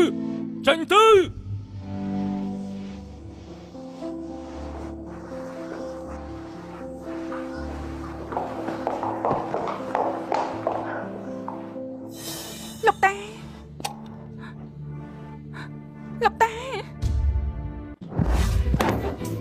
ឈប់ភ្លាមខ្ញុំមិនអាចលោកប្រមាថលោកតាខ្ញុំទេអាយ៉ូពលលោកមើលទៅអត់មានលុយសគេហើយនៅធ្វើរឹកចឹកបាទទៀតហើយចាលោកថាទៅនៅលើលោកនេះនៅមានច្បាប់ទៀតដែរទេនឹងស៊ូវិញជានេះគឺតែច្បាស់ទៅជាមួយនឹងខ្ញុំបំរើខ្ញុំឲ្យបានល្អថាមិនទៅគ្រួសារស៊ូរបស់ពួកនាងឯងរបស់ប្រមាណថ្ងៃទៀតមកមិនដូចឆ្នេះទេឥឡូវនេះយើងនឹងកំទេចទីនេះចោលបានលោកឈានចូលមួយជំហានទៀតខ្ញុំបដូរស្លាប់ជាមួយលោកហើយត្រីស្លាប់តែសំណាញ់មិនប្រកាសថារហែកទេអត់មកទៅរឿងទាំងអស់នេះគឺជាកំហុសរបស់ឯងនៅហ៊ានបន្ថែមបញ្ហាយើងទៀតនៅប្រឈិនខ្ញុំច្បាស់ជាសងលោកច្បាស់ជាសងកុំចង់លេងល្បែងដាក់ចំពោះមុខយើងឲ្យសោះបើថ្ងៃនេះពួកឯងមិនសងលុយយើងនឹងបំបាក់ដៃជើងរបស់ពួកឯងនៅថ្ងៃនេះ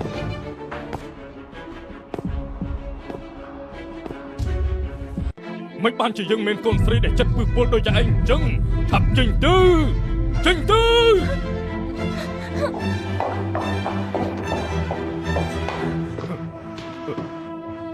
ប៉ា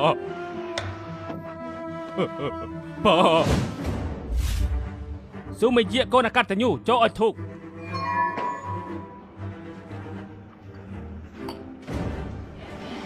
ម្នាក់នេះជាអ្នកណា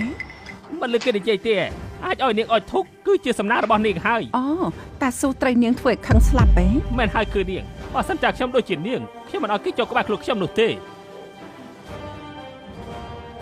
ហើយយ៉ាមើលទៅថ្ងៃនេះអ៊ូអរណាស់ណោះ អ្នកប្រុសឈិនមិនបានច្រឡុកមកអញ្ចឹង យ៉ាមិនហើយមនុស្សស្លាប់បាត់តើមិនចង់សងលុយមែនទេ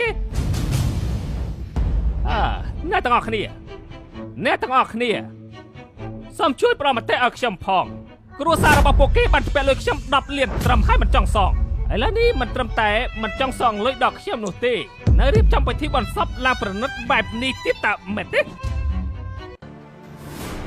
លោកតា ឥឡូវនេះខ្ញុំយល់ហើយគ្រប់យ៉ាងពួកអញជាអ្នករៀបចំ នឹងបានន័យថាម៉េច មានន័យថាម៉េចហីសួរកូនស្រីឆ្លាតរបស់លោកទៅនាងដឹងថាគម្រោងមួយនេះគឺជាអន្ទាក់នៅឲ្យក្រុមហ៊ុនគ្រប់យកលុយទៅវិនិយោគទាន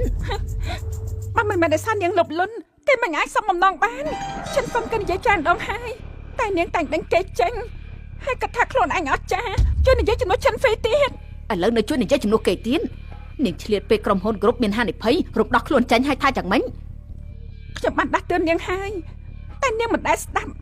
នៅយកក្រុមហ៊ុនរុញចុះភ្នក់ភ្លើងទៀត ពួកយើងជាគ្រួសារតែមួយឥឡូវនាងមិនទទួលខុសត្រូវនាងធ្វើនេះគប្បីចំពោះលោកតាដែលចិញ្ចឹមបីបាច់នាងដែរទេ ខ្ញុំ នាងមានចេតនាចង់ឲ្យអ្នកប្រុសឈិនសំដូចបំណងរួចបញ្ឈឺចិត្តលោកតាឲ្យស្លាប់ស្រួលទទួលគេមរតកត្រូវទេ មិញជាកូន ខ្ញុំអត់ទេ ក្រុមហ៊ុនបែកបាក់លាក់បាំងការពិនលោកតាត្រូវនាងបញ្ឈឺចិត្តស្លាប់ទាំងរស់ដូចនេះ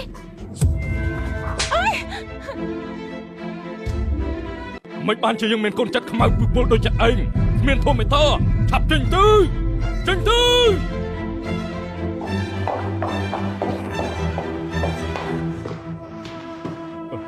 ប៉ា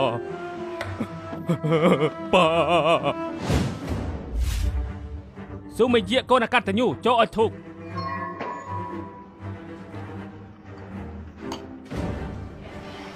ម្នាក់នេះជាអ្នកណា មិនលើគេនិយាយទេអាចឲ្យនាងឲ្យធុកគឺជាសំណាងរបស់នាងហើយ អូតាស៊ូត្រូវនាងធ្វើឲ្យខឹងខ្លាំង មិនហើយគឺនាងបើសិនចាខ្ញុំដូចជានាងខ្ញុំមិនឲ្យគេចូលក្បែរខ្លួនខ្ញុំនោះទេហើយយ៉ាមើលទៅថ្ងៃនេះអ៊ូអរណាស់ណោះ អ្នកប្រុសឈិនមិនបានច្រឡុកមកអញ្ចឹង យ៉ាមិនហើយមនុស្សស្លាប់បាត់តើមិនចង់សងលុយមែនទេអ្នកទាំងអស់គ្នាផងគ្រួសាររបស់ពួកគេបានផ្ពាក់លុយខ្ញុំ10លានត្រឹមហើយមិនចង់សងឥឡូវនេះមិនត្រឹមតែមិនចង់សងលុយដល់ខ្ញុំនោះទេនៅរៀបចំពិធីបុណ្យសពឡើងប្រណិតបែបនេះទៀតតើមែនទេ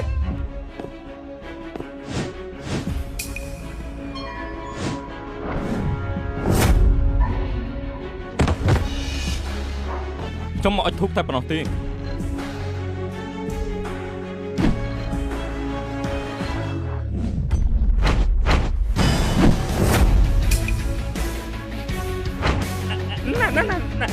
ฉันฟัก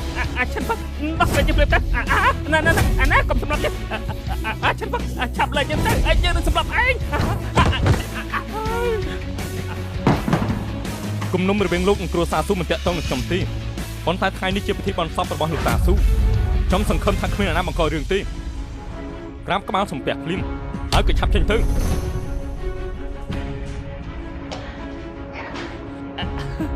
ងฉันฟักចាំមើលទៅ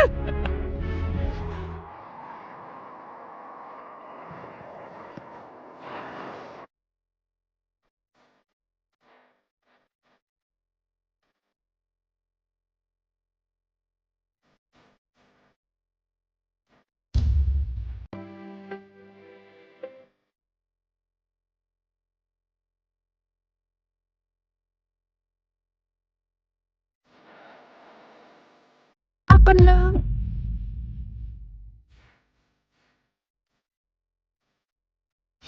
ម្នាក់មិញជាអ្នកណា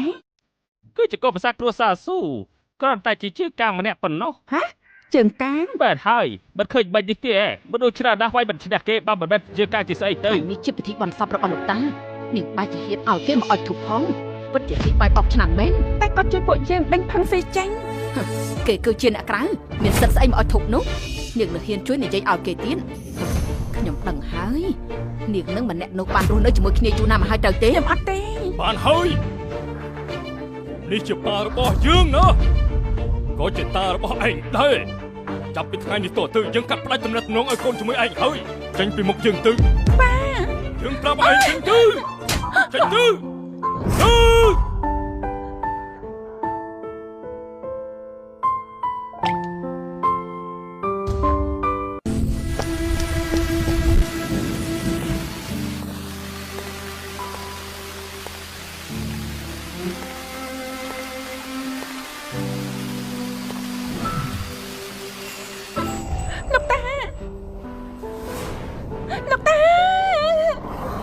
ក្រុមហ៊ុនគ្រប់បែកបាក់លាក់បាំងការពិនលោកតាគឺត្រូវនាងបញ្ជឿចិត្តរហូតដល់ស្លាប់ហើយ ចាប់ពីថ្ងៃនេះតទៅយើងកាត់ផ្ដាច់ទំនាក់ទំនងឪពុកកូនជាមួយឯងហើយចេញពីមុខយើងទៅប៉ាយើងប្រាប់ឯងឲ្យចេញទៅចេញទៅ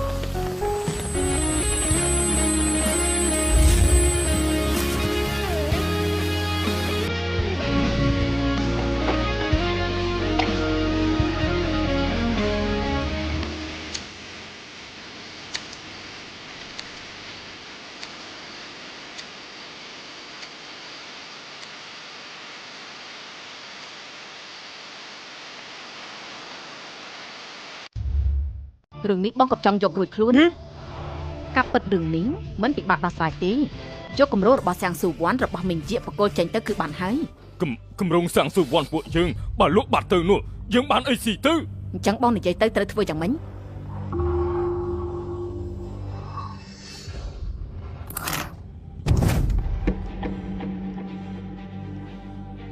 ល្អយើងយល់ព្រម បងប្រុសធំពិសាតែ ប៉ុន្តែគម្រោងសាំងស៊ូវ័នមិនអាចលក់គ្រួសារឈិនទេ គ្រូសាឈិនគេចង់បានតែដីឲ្យតែគេទៅគឺចាប់រឿងហើយ នឹងប្រើគោក្បាលបន្តិចបានទេលក់ឲ្យគ្រួសារឈិនគេមិនទៀបតម្លៃខ្លាំងធ្វើយ៉ាងម៉េចទៅ អញ្ចឹងបងនិយាយទៅត្រូវធ្វើយ៉ាងម៉េចនៅអាចលក់ដីឲ្យនរណាទៀត លក់ឲ្យគ្រួសារលីធ្លាប់ជាអ្នករៀបចំកម្មវិធីអរគុណលោកគ្រូថាមិនត្រូវជ័យទំនាក់ទំនងគ្រួសារលីចង់សម្ព័ន្ធមិត្តជាមួយនឹងពេទ្យទេវតា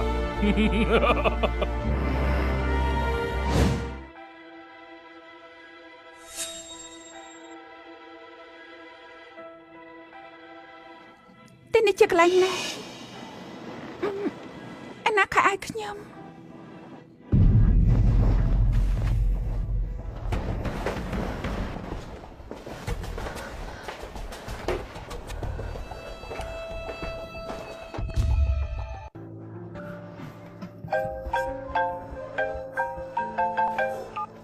ឥឡូវនេះខ្ញុំសូមជូនដំណឹងលោកបន្តិចគ្រួសារស៊ូរបស់លោកសរុបទាំងអស់ជាពាក់ដល់ 2000 លាន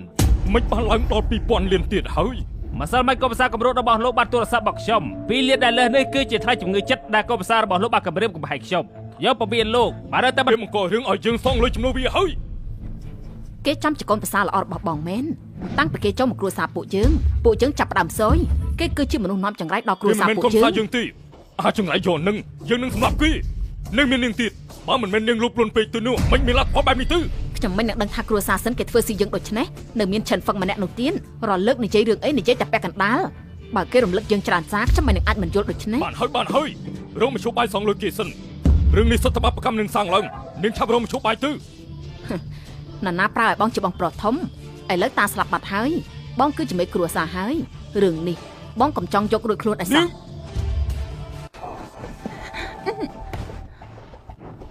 ឲ្យនាងប្រេះឡៅហើយ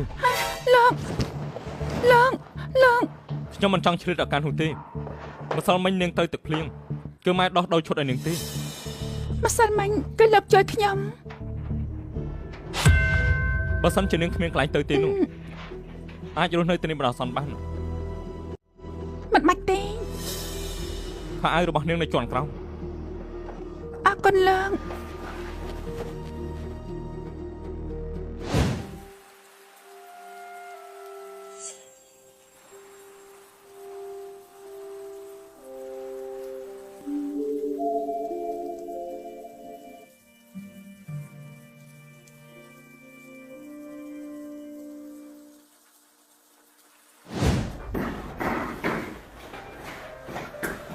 លោកគ្រូ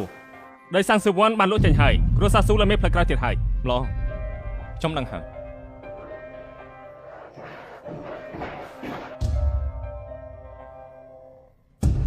ប៉ាហេតុអីក៏ប៉ាលោកសៀងសុវណ្ណ ឯងបិទមាត់ទៅឥឡូវយើងជាមេគ្រួសារយើងមានសិទ្ធិ នេះជា សម្រាប់ បញ្ហាក្នុងគ្រួសាររបស់យើងមានស្អីពាក់ព័ន្ធជាមួយនាងមកធ្វើពុតជាមនុស្សល្អយើងខ្ពើមណាស់មើលទៅរឿងនេះគ្រួសាររបស់លោកមានអ្នកជំទាស់ចុះល្អពួកលោកទៅពិភាក្សាគ្នាសិនទៅខ្ញុំមិនចង់ចោះហត្ថលេខាហើយមានការស្ដាយក្រោយអ្នកនាងកុំចូលច្រឡំនាងឥឡូវមិនមែនជាសមាជិកគ្រួសារស៊ូទៀតទេទោះបីស៊ូបញ្ជាក់ក៏នៅតែមិនមែនគ្រួសារពួកយើងដែរ នឹងឥឡូវមិនមែនជាសមាជិកគ្រួសារស៊ូពួកយើងទៀតទេអង្គកងត្រានេះពួកយើងសញ្ញេរួចហើយសូមពិនិត្យមើល លោកប៉ា ប៉ាស្អីនាងមនុស្សស៊ីបាយបោកឆ្នាំងប៉ាសម្រាប់នាងហៅមែនទេមិនក៏មិនទៅស្លាប់ជាមួយនឹងឈិនហ្វឹងម្នាក់នោះទៅសិនហ្វឹងណាវិញអ្នកនាងលីអ្នកនាងប្រហែលជាធ្លាប់ជួបហើយគឺឈិនហ្វឹងដែលជាកូនប្រសាអត់បានការម្នាក់នោះតាមពិតជាមនុស្សអត់ប្រយោជន៍ម្នាក់នោះសោះសុំមីជាខ្សែភ្នែកនាងនេះរាប់មនុស្សប្រុសគឺអញ្ចឹងសោះ ឈិនហ្វឹងក៏យ៉ាងម៉េច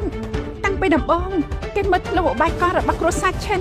គេរំលឹកអ្នកទាំងអស់គ្នាច្រើនដងហើយទោះជាអត់មានលោកតាក៏ខ្ញុំនៅតែរៀបការជាមួយគេដែរ បើសិនជានាងយល់ព្រមខ្ញុំនឹងការពារនាងមួយជីវិត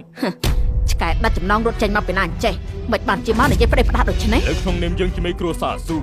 សូមព្រមាននាងបើសិនជានាងហ៊ានយល់ព្រមជាមួយគេនោះនាងខ្លាចជាសត្រូវគ្រួសារស៊ូនាងនឹងខ្លាចជាសត្រូវគ្រួសារស៊ូ ខ្ញុំយល់ព្រម អីឡោះបានជានាងយល់ព្រមហើយនោះអញ្ចឹងពិធីជប់លៀងថែមអំណរគុណរបស់គ្រូចៃយ៉ាងខ្លាចទៅជាពិធីមង្គលការរបស់ពួកយើង ពិតជាអស់សំណើចស្លាប់ហើយខ្ញុំសំអាងលើឯងចង់រៀបការក្នុងពិធីជប់លៀងអំណរគុណគ្រូ ពិតជាលេបប្រមាត់ខ្លាឃ្មុំមែនខ្ចោលខ្លាំងអត់ខ្លាចឆក់យន្តដាទេអី មនុស្សល្ងងលោកស្មានថាទីនេះជាទីក្រុងមាសមែនទេបំពេញដល់ច្បាប់ទេវតាសូមបីស្លាប់នឹងក៏មិនដឹងស្លាប់របៀបណាដែរ នៅនឹងលីទង្វើនឹងសម្ដីរបស់ពួកខ្ញុំសូមបញ្ជាក់យ៉ាងច្បាស់ណាស់គ្មានអ្នកណារារាំងពួកយើងបានទេ មែនហើយនៅនាងលីពួកយើងសញ្ញាកងត្រាសិនទៅ លោកប៉ា បិទមាត់ទៅ ស៊ូមីងយាគ្រួសារស៊ូរបស់នាងអត់កំណានក៏បន្ទោខ្ញុំ អរគុណអ្នកនាង យើង លី មានផ្លូវរស់ហើយនៅមាននាងទៀននាងក៏ត្រូវអរគុណខ្ញុំដែរខ្ញុំគឺជាអ្នកសង្គ្រោះគ្រួសារស៊ូប្រុសម្នាក់នៅក្បែរនាងក្រៅពីកុហកគឺគ្មានចំណុចណាល្អទេហើយនៅមានពាក្យសម្ដីដែលគេនិយាយមិនទៀនបើខ្ញុំពំនាំពាក្យនេះទៅប្រាប់ទេវតាចម្បាំងគឺគ្រប់គ្រាន់នឹងឲ្យពួកនាងស្លាប់ 10000 ដងគឺគ្រប់គ្រាន់ឲ្យពួកនាងស្លាប់ 10000 ដងចិនហ្វឹងបើឥឡូវនេះលោកដុតជង្គង់ចុះក្រាបក្បាលសុំវល់ខ្ញុំថាមិនត្រូវខ្ញុំមកសប្បាយចិត្តដោះលែងលោកបាន លឺហើយនៅបញ្ញាប់លុតជង្គង់ចុះសុំទោសទៅបើមិនចឹងរងចាំការស្លាប់ទៅ អីបងធំបងតែសាធ្វើអីបញ្ហាពីរអ្នកគេគឺអត់ពាក់ព័ន្ធជាមួយពួកយើងទេឲ្យតែមិនប៉ះពាល់ដល់ពួកយើងបានហើយ មិនបាច់ចាស់ជ័យពេលជាមួយនឹងពួកគេទេ ស៊ូមីងយីចាំណាក៏នាងធ្លាប់មានសិទ្ធិក្តាប់ក្រុមហ៊ុនគ្រប់គ្រួសារស៊ូម្នាក់ដែរមិនក៏ទៅស្រឡាញ់មនុស្សនិយាយកុហកដូចនេះជាមនុស្សអត់បានការក្អេងក្អាងពិតជាធ្វើឲ្យអាម៉ាស់មុខមនុស្សស្រីពួកយើងខ្លាំងណាស់មិនត្រឹមតែអាម៉ាស់មុខទេពិតជាឥតគេខ្មាស់ណាស់បើកុំតប៉ានាងបណ្ដោយឲ្យនាងចេញពីគ្រួសារស៊ូមិនអញ្ចឹងសុបបីក្រុងមេទាំងមូលក៏ត្រូវនាងនាំទុកដែរសសរទ្រង់គ្រួសារស៊ូ បើសិនជាដឹងកំហុសហើយត្រឡប់ទៅកន្លែងវិញទៅសន្យាថ្ងៃក្រោយមិនជួបអាម្នាក់នេះទៀតទេ ខ្ញុំស្លាញ់អ្នកណាមិនតាក់ទងជាមួយពួកលោកទេថ្ងៃនេះនិយាយចំពោះមុខអ្នករាល់គ្នាខ្ញុំស៊ូមីងជាក្រៅពីឈិនហ្វឹងមិនរៀបការជាមួយអ្នកណាទាំងអស់ នាងចាំជាកូនស្រីដ៏ល្អរបស់ពួកលោកមែន សុំទោសមិនខ្ញុំនិយាយដោយសាររំជួលចិត្តពេកអ្វីដែលនិយាយទាំងអស់នោះសុំកុំយកចិត្តទុកដែរបើត្រូវការឲ្យប្រកាសជាសាធារណៈថាដោយសារមូលហេតុអីទើបលោកលែងលះខ្ញុំ ន នាងគឺជាមនុស្សរបស់ខ្ញុំចាប់ពីថ្ងៃនេះទៅខ្ញុំនឹងមិនឲ្យអ្នកណាធ្វើបាននាងសូម្បីតែបន្តិច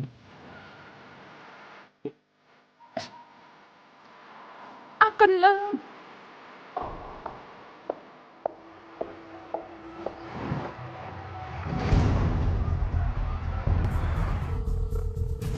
ឆាប់ជន់ដំណឹងទៅរឿងទាំងអស់នេះគួរទៅដល់ពេលបញ្ចប់ហើយ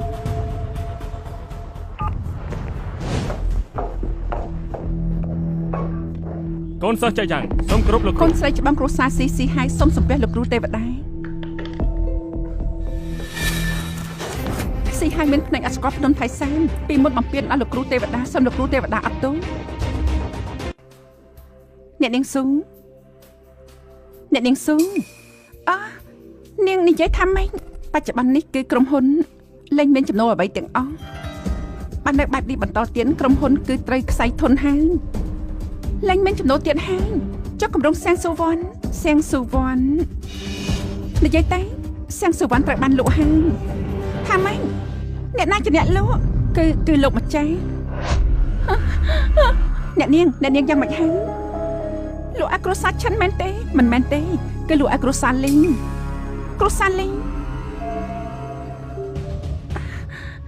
ឈប់សិនរបាយការណ៍ក្នុងគណនីពេលនេះនៅសល់ទឹកប្រាក់ប្រមាណដែរសល់មិនដល់20លានទេពីព្រោះត្រូវយក 1000 លានឲ្យទៅអ្នកម៉ាយការសាងសង់កុំអស់ពេលលុយឲ្យអ្នកម៉ាយការអីលុយដែលនៅសល់ត្រៀមទុកសិនឃើញលោកខ្ញុំអាចត្រូវការ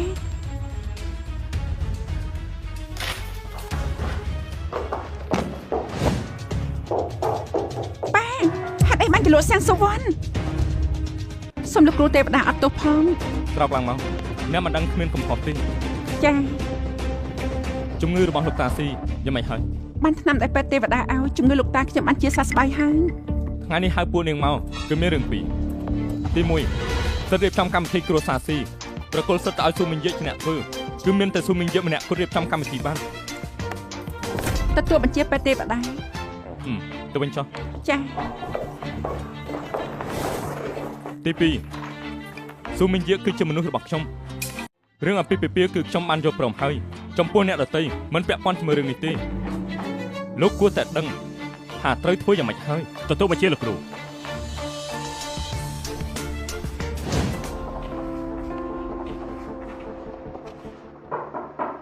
ចូលមកចាអ្នកនាងស៊ីសុំជួបអ្នកនាងស៊ី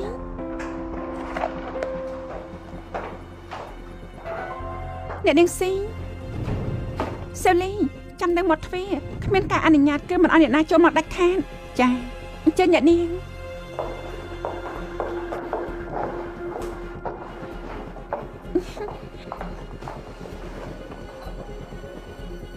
ប្អូនស្រីមានសំណាងណាស់អ្នកនាងស៊ីបានមកដើម្បីសាច់ចំអកត្រឡប់ទៅវិញចង់ដេញខ្ញុំឲ្យទៅវិញពីពេលនេះតទៅអ្នកនាងស៊ូមីងយាកជាអ្នករៀបចំកម្មវិធីថ្លែងអំណរគុណគ្រូពីពេលនេះតទៅអ្នកនាងស៊ូមីងយាកជាអ្នករៀបចំកម្មវិធីថ្លែងអំណរគុណគ្រូស្លាកបញ្ជាមួយនេះគឺជាការបញ្ជាក់របស់គ្រួសារស៊ីបើមានអ្នកណាមិនស្ដាប់ឲ្យគេមករកខ្ញុំជួយដោះស្រាយបានសូមធ្វើឲ្យមានជំនឿចិត្តណាមានអ្នកចាំជួយនាងហើយកុំភ្លេចថាកម្មវិធីនាងជាអ្នករៀបចំ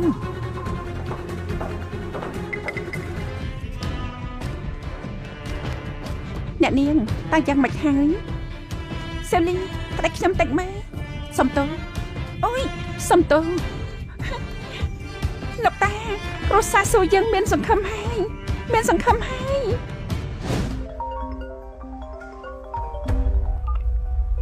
លោកគ្រូខ្ញុំបានផ្សព្វផ្សាយដំណឹងពីការស្ដីដំណឹងរបស់លោកគ្រូហើយដើម្បីកុំឲ្យគេមករំខានអ្នកគ្រូខ្ញុំមិនបញ្ជាក់ឈ្មោះអ្នកគ្រូនោះទេ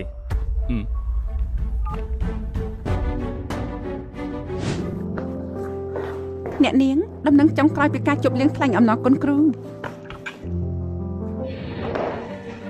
អ្នកនាងមានរឿងអី ពេទ្យទេវតាសូមរៀបការជាមួយស្រីស្អាតទី1ប្រចាំទីសូមរៀបការជាមួយស្រីស្អាតទី1ប្រចាំទីក្រុងនេះឬមួយស្រីម្នាក់នោះគឺជាអ្នកនាងទេដែរ ខ្ញុំ អ្នកនាងគិតមើលអ្នកនាងជាអ្នកអញ្ជើញពេទ្យទេវតាឲ្យចុះពីភ្នំឯគុជអ្នកនាងជូនគាត់គឺគាត់ដាក់ជាប់ខ្លួនទីស្រីស្អាតក្នុងចិត្តគាត់គួរតែជាអ្នកនាង ស្ដាប់ទៅដូចជាអញ្ចឹងមែនម្យ៉ាងទៀតក្រោយពីពេទ្យទេវតាបានមកដល់ក្រុងមីននេះមិនធ្លាប់មានទំនាក់ទំនងជាមួយនឹងស្រីផ្សេងទេត្រូវហើយអ្នកនាងខំប្រឹងអស់កម្លាំងកាយចិត្តដើម្បីពិធីជប់លៀងរបស់គាត់ទាំងអស់នេះសុទ្ធតែបញ្ជាក់ឲ្យឃើញគាត់ច្បាស់ជាទទួលដឹងហើយរឿងមួយក៏ពេទ្យទេវតាពិតជាមានកម្រងចង់សុំខ្ញុំរៀបការមែនរូបសម្រស់ល្អដាច់គេរបស់អ្នកនាងជាក្តីសុបិនរបស់មនុស្សប្រុសគ្រប់គ្នាទាំងអស់បូកជាមួយព័ត៌មានដែលចុះផ្សាយមិញនេះគេច្បាស់ជានិយាយពីអ្នកនាងហើយពេទ្យទេវតាខ្ញុំនឹងធ្វើជាជំនួយការដ៏ល្អរបស់លោកបានលឺហើយនៅពេទ្យទេវតាសូមនឹងដឹងអ្នកនាងលីក្នុងពិធីជប់លៀងថែមដល់គុណគ្រូណាបងធំនិយាយផ្ដាស់អីឥឡូវបដោហើយអ្នកនាងលីថាលោកស្រីពេទ្យទេវតាអូយត្រូវលោកស្រីលីគឺជាពេទ្យទេវតាលើកនេះពួកយើងចាប់ត្រូវហើយមានគ្រួសារលីនៅគ្រួសារស៊ូពួកយើងអាចរុងរឿងវិញបានហើយមានអ្នកនាងលីជាខ្នំបង្អែងខ្ញុំនឹងមិនជឿថាស៊ូមិញយាមិនអោនក្បាលចំពោះមុខខ្ញុំទេ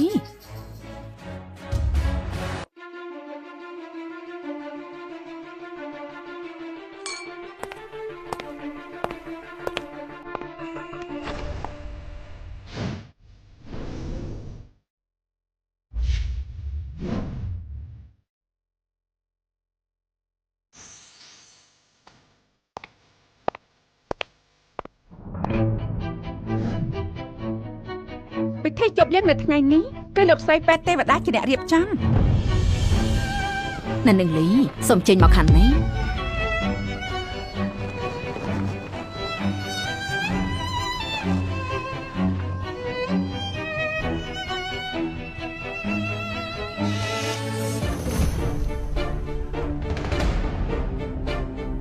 អ្នកទាំងអស់គ្នាថ្ងៃនេះគឺជាពិធីជប់លៀងថ្លែងអំណរគុណគ្រូទាំងអស់គ្នាមានអ្វីចង់និយាយអាចលើកឡើងបានទាំងអស់គ្នាបានដឹងហើយពេទ្យទេវតានឹងសុំដណ្ដឹងស្រីស្អាតទី1ប្រចាំក្រុងមាសនេះក្នុងពិធីជប់លៀងនេះហើយសួរពួកគេមានប្រយោជន៍អីទៅថ្ងៃនេះខ្ញុំប្រាប់អ្នកទាំងអស់គ្នាពេទ្យទេវតានឹងសុំដណ្ដឹងអ្នកនាងលីក្នុងពិធីជប់លៀងលើកនេះពេលនេះតទៅអ្នកនាងលីគឺជាលោកស្រីពេទ្យទេវតាហើយពេលនេះតទៅអ្នកនាងលីជាលោកស្រីពេទ្យទេវតាហើយការពិតគ្រូពេទ្យទេវតាស្ដីទៅដឹងអ្នកនាងលីសោះស្រីស្អាតទី1ប្រចាំទីក្រុងមាច្បាស់ជាសម្ដៅទៅលើអ្នកនាងលីហើយគ្រួសារលីបានចំណាយអស់ពីកម្លាំងចិត្តប្រែជាធ្វើឲ្យគ្រូពេទ្យទេវតារំជួលចិត្តហើយបូកផ្សំជាមួយសម្រស់អ្នកនាងលីទៀតគ្រូពេទ្យទេវតាច្បាស់ជាស្រឡាញ់អ្នកនាងលីហើយអបអរសាទរលោកស្រីពេទ្យទេវតាអបអរសាទរលោកស្រីពេទ្យទេវតា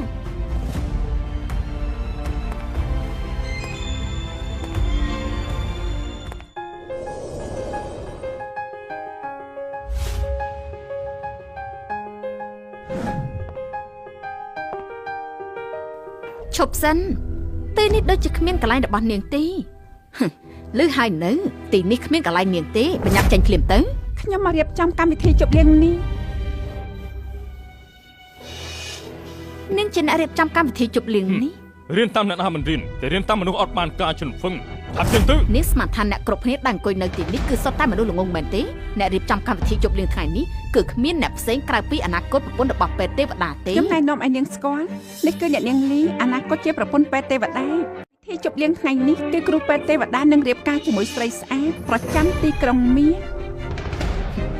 ចាំជាមនុស្សស្អាតរកមនុស្សស្អាតមនុស្សខ្វាក់រកមនុស្សខ្វាក់មែននាងចង់ល្អបញ្ញាប់ចាក់ចេញទៅវិញទៅរស់នៅជាមួយប្តីគម្រក់នាងទៅអ្នកដែលត្រូវចាក់ចេញពីទីនេះគឺជាពួកនាងទៅវិញទីហេយ៉ូនេះគឺស្លាប់មិនជាគ្រួសារស៊ីឈិនហ្វឹងឯងពិតជាមិនខ្លាចស្លាប់មែនដំបងទៅបង្ករឿងក្នុងទឹកដីរបស់ទេវតាចម្បាំងឥឡូវបន្លំផ្លាក់បញ្ជារបស់គ្រួសារស៊ីបើទោះបីជាឯងមានជីវិត10ក៏មិនគ្រប់ស្លាប់ផងឈប់សិនស្លាប់បញ្ជាគ្រួសារស៊ីមួយនេះធ្វើដោយដើមក្លិនក្រអូបវាមិនត្រឹមតែបញ្ចេញក្លិននោះទេហើយពេលពាក់ធ្វើអារម្មណ៍សរសៃទៀតយកឈើសំអុយមកដុំនេះចេញទៅកុំមកដេញថ្មីអីផ្លាក់បញ្ជាមួយនេះអ្នកនាងស៊ីឲ្យខ្ញុំយកមិនអាចជាផ្លាក់ខ្លាំងបានហើយជប់ធ្វើពុនតាំងពីនាងត្រូវគ្រួសារស៊ុបបណ្ដេញទង្វើដែលនាងធ្វើគឺដូចប្រុសអត់បានការនោះអញ្ចឹងមាត់ពុពេញដោយពាក្យកុហកស៊ុបវិញជាត្រូវបានគ្រួសារស៊ុបដេញចាញ់ហាញតែត្រូវបានបណ្ដេញចេញយូរណាស់ហើយខ្ញុំឮថាជីតារបស់នាងស្លាប់គឺពាក់ព័ន្ធជាមួយនឹងនាង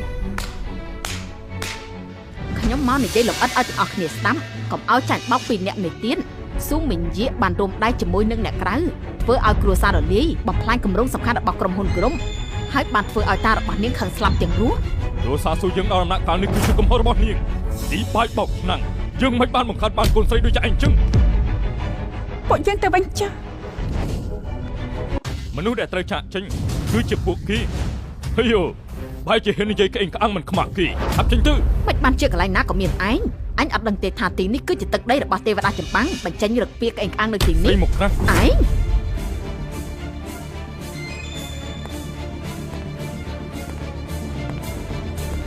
ឈិនហ្វឹងខ្ញុំចាំថាពីមុនធ្លាប់រំលឹកលោកហើយប៉ុន្តែឃើញថាលោកមិនត្រឹមតែមិនស្ដាប់បែរជាចេញមុខបន្តតាំងជាមួយខ្ញុំម្ដងហើយម្ដងទៀតជឿថាខ្ញុំនឹងសម្លាប់លោកដែរទេយកចេញទៅមិនចឹងនាងអាចសម្លាប់លោកមែនហើយនៅលើលោកនេះមនុស្សដែលអាចសម្លាប់ខ្ញុំបានមិនទាន់កើតទេអ្នកនាងរបស់ខ្ញុំអនាគតជាលោកស្រីពេទ្យទេវតាសំអាងលើពាក្យលោកប្រមាណម៉ាត់ចង់ធ្វើឲ្យគាត់ខឹងណាមើលសមត្ថភាពលោកផងបែបនេះគឺនៅអន់ណាស់បានហើយចេញទៅវិញចុះត្រូវចាំថាថ្ងៃក្រោយចេញទៅគៀបកន្ទុយធ្វើមនុស្សផងប្រហែលជាអាចរស់នៅបានយូរបន្តិច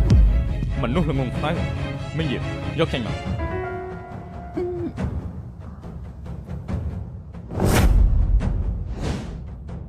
ពួកយើងទៅវិញទៅ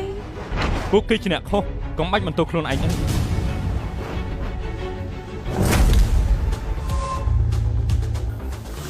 អូយក្រអូបណាស់អាយ៉ាក្រអូបមែនតើនេះក្រអូបណាស់មិញនិយាយជាអ្នករៀបចំពិធីជប់លៀងអ្នកទាំងអស់គ្នាមានអ្នកណាជំទាស់ដែរទេគ្រាន់តែជាស្លាកដុំឈើមួយដុំប៉ុណ្ណោះអ្នកទាំងអស់គ្នាកុំភ្លេចថាអ្នកនាងលីគឺជាអនាគតប្រពន្ធរបស់ពេទ្យទេវតាក្រោយពីពេទ្យទេវតាជាមួយនឹងនាងលីរៀបការរួចគ្រូសាស៊ីគឺជាស្អីទៅអ្នកនាងមានអ្នករៀបចំកម្មវិធីជំនួសអ្នកនាងគឺកាន់តែល្អហើយអ្នកនាងទៅបដូរឈុតរៀបការឥឡូវទៅ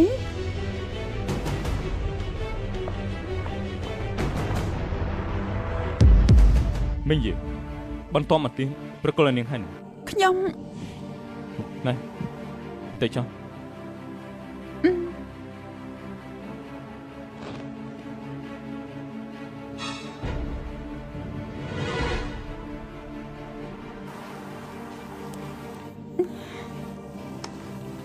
ពិធីជប់លៀងគឺចាប់ផ្ដើមឥឡូវនេះ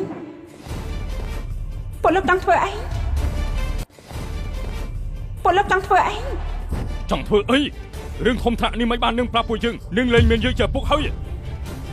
ពលលោកមានឲ្យឱកាសខ្ញុំទេបែរជាឲ្យមនុស្សក្រៅវាយប៉ាខ្លួនឯងស៊ូមីងយីនឹងប្រឆាំងហើយលោកនិយាយថាផ្ដាច់ការតាក់ទងរវាងប៉ាកូនយើងហើយនៅបាត់ដេញខ្ញុំចេញទៀតឬមួយរឿងលុបធ្វើលុបភ្លេចអស់ហើយសម្ដីនាងបានន័យថាម៉េចពួកយើងនៅតែជាគ្រួសារតែមួយបើទោះបីជាបំបាក់ឆ្អឹងក៏ដោយក៏នៅជាប់សរសៃបានដែរមែនហើយពួកយើងឃើញនឹងអត់កំណត់ក៏លុតដំនឹងតែប៉ុណ្ណោះទេដូច្នេះនឹងគល់សិទ្ធិរៀបចំកម្មវិធីជប់លៀងឲ្យក្រុមហ៊ុនគ្រប់ទៅដេកសម័យតែនាងគ្រូសាស៊ូចិញ្ចឹមចំកូនកំពើខំចិញ្ចឹមបីបាច់ច្រើនឆ្នាំមកនេះនឹងដាក់ចំណេញឲ្យឆ្កែស៊ីហើយមែនទេមកដល់ទីនេះជាទីតាំងសំខាន់សម្រាប់ប្រពៃពិធីជប់លៀងអ្នកណាហ៊ានប៉ះពាល់អ្នកនាងស៊ូក៏មិនទោះថាជាមិនគួរសមឲ្យសោះ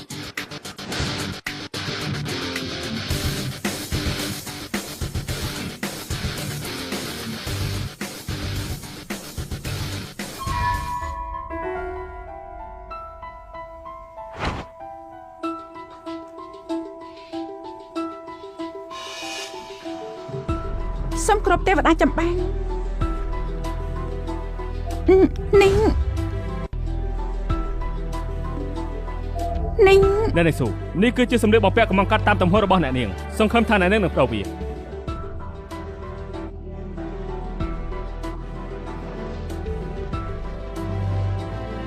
មើលការខុសត្រូវបានតាំងរកឲ្យខ្ញុំមានការអនុញ្ញាតពីអ្នកនាងស៊ូមិនអនុញ្ញាតឲ្យអ្នកណាចុះក្បែរអ្នកនាងស៊ូកន្លះចំហៀនឡើយបាទ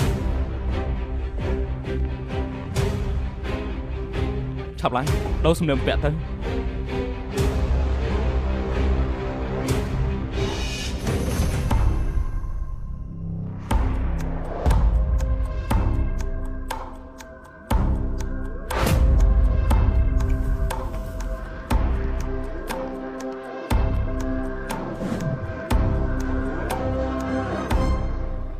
ខ្ញុំឈរនៅទីនេះជាដំបូងសូមអរគុណដល់ទេវតាចម្បាំងដែលបានផ្ដល់កិត្តិយសឲ្យពួកខ្ញុំបានចូលរួមក្នុងថ្ងៃនេះដើម្បីអបអរការជូនពរដល់ទេវតាចម្បាំង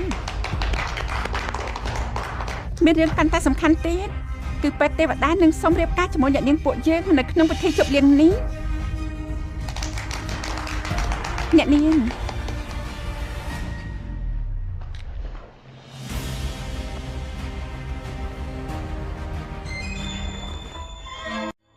នាងលី ថាពួកយើងនេះអង្គុយកន្លែងណាទៅផ្សំទៅមែនហើយពួកយើងអង្គុយតុកណាទៅមែនហើយពួកយើងអង្គុយតុកណាទៅឈរនៅទីនោះទេនេះនៅនឹងលេងសើចមែនទេលេងសើចស្អីជាមួយពួកលោកសំដែងត្រូវហើយពួកយើងមិនសំទេបានហើយប្រាប់ពួកលោកតាមត្រង់ទៅចុះថ្ងៃនេះតុកអង្គុយ2នាក់លងត្រូវទៅសួរនាង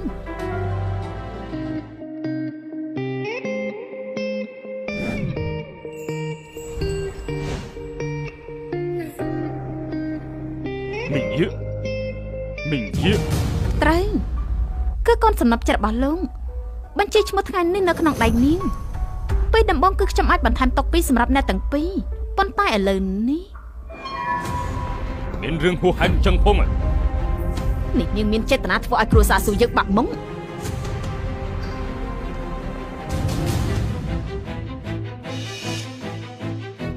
ស៊ូមីងយឺនាងពិតជាចង់យកគ្រួសារស៊ូធ្វើជាសត្រូវមែន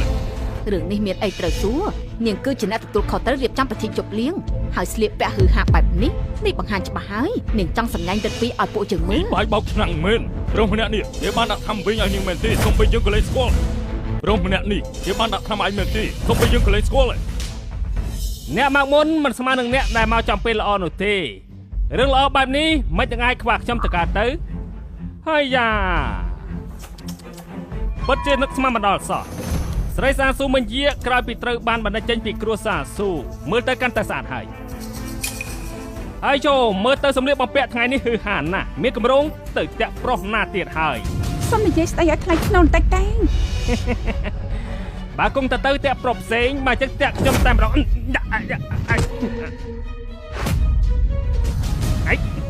ចង្រៃចូលឯហ៊ានវាយយើងផង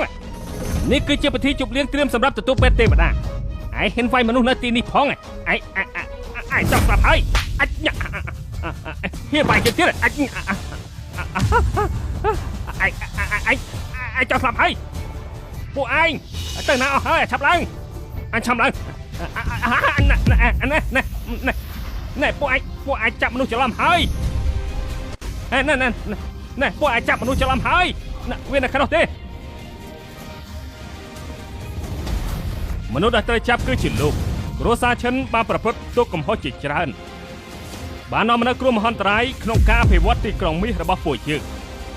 នាំគេទៅច្រឡំហើយលោកគ្រូបានចេញមកដល់ហើយណែស៊ូសូមចេញឡើងលើឆាកបណ្ណាមុនលោកគ្រូសិនចុះទៅចុះរឿងផ្សេងប្រគល់ពួកគេទៅបន្តិចទៀតខ្ញុំមកវិញណែស៊ូសូមចេញ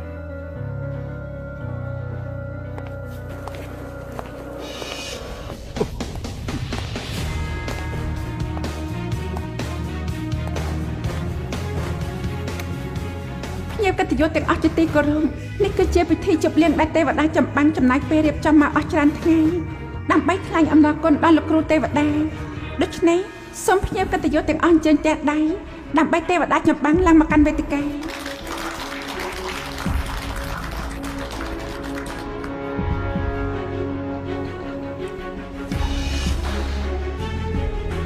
អ្នកទាំងអស់គ្នាខ្ញុំសូមប្រកាសពិធីចាប់ផ្ដើមជប់លៀងការអ្នកទាំងអស់គ្នាខ្ញុំសូមប្រកាសពិធីជប់លៀងចាប់ផ្ដើមជប់លៀងការ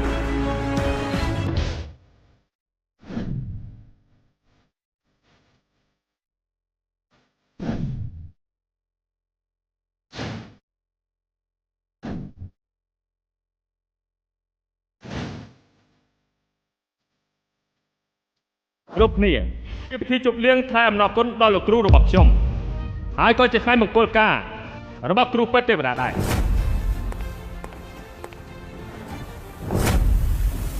គូស្ដេចត្បូងគ្រីស្តាល់កាយវាលសាច់ឈូកទឹកត្បូងកែវកងតម្លៃកប់ពពកឈូកទឹមត្បូងកែវកងតម្លៃកប់ពពក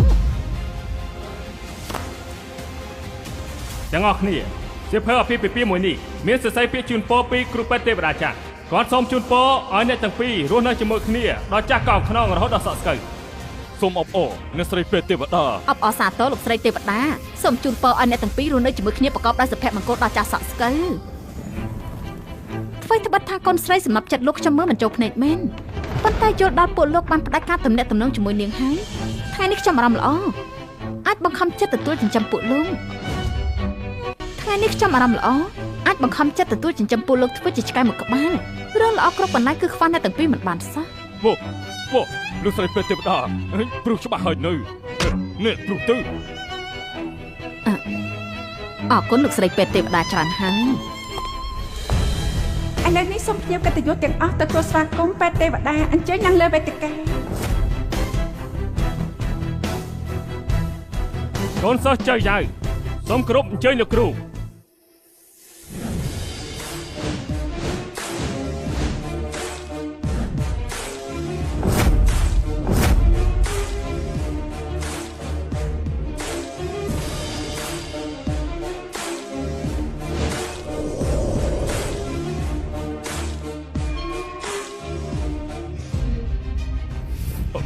នេះគឺគេ មិនបានជាគេទៅកាន់ចាប់ហើយចាប់គ្រប់យ៉ាង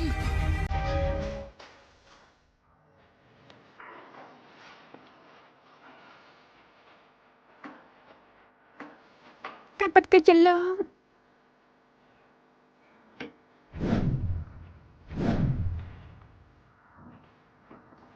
ធ្វើជំនួសស្រីរបស់បងរៀបការជាមួយបងទេ អូនយល់ព្រម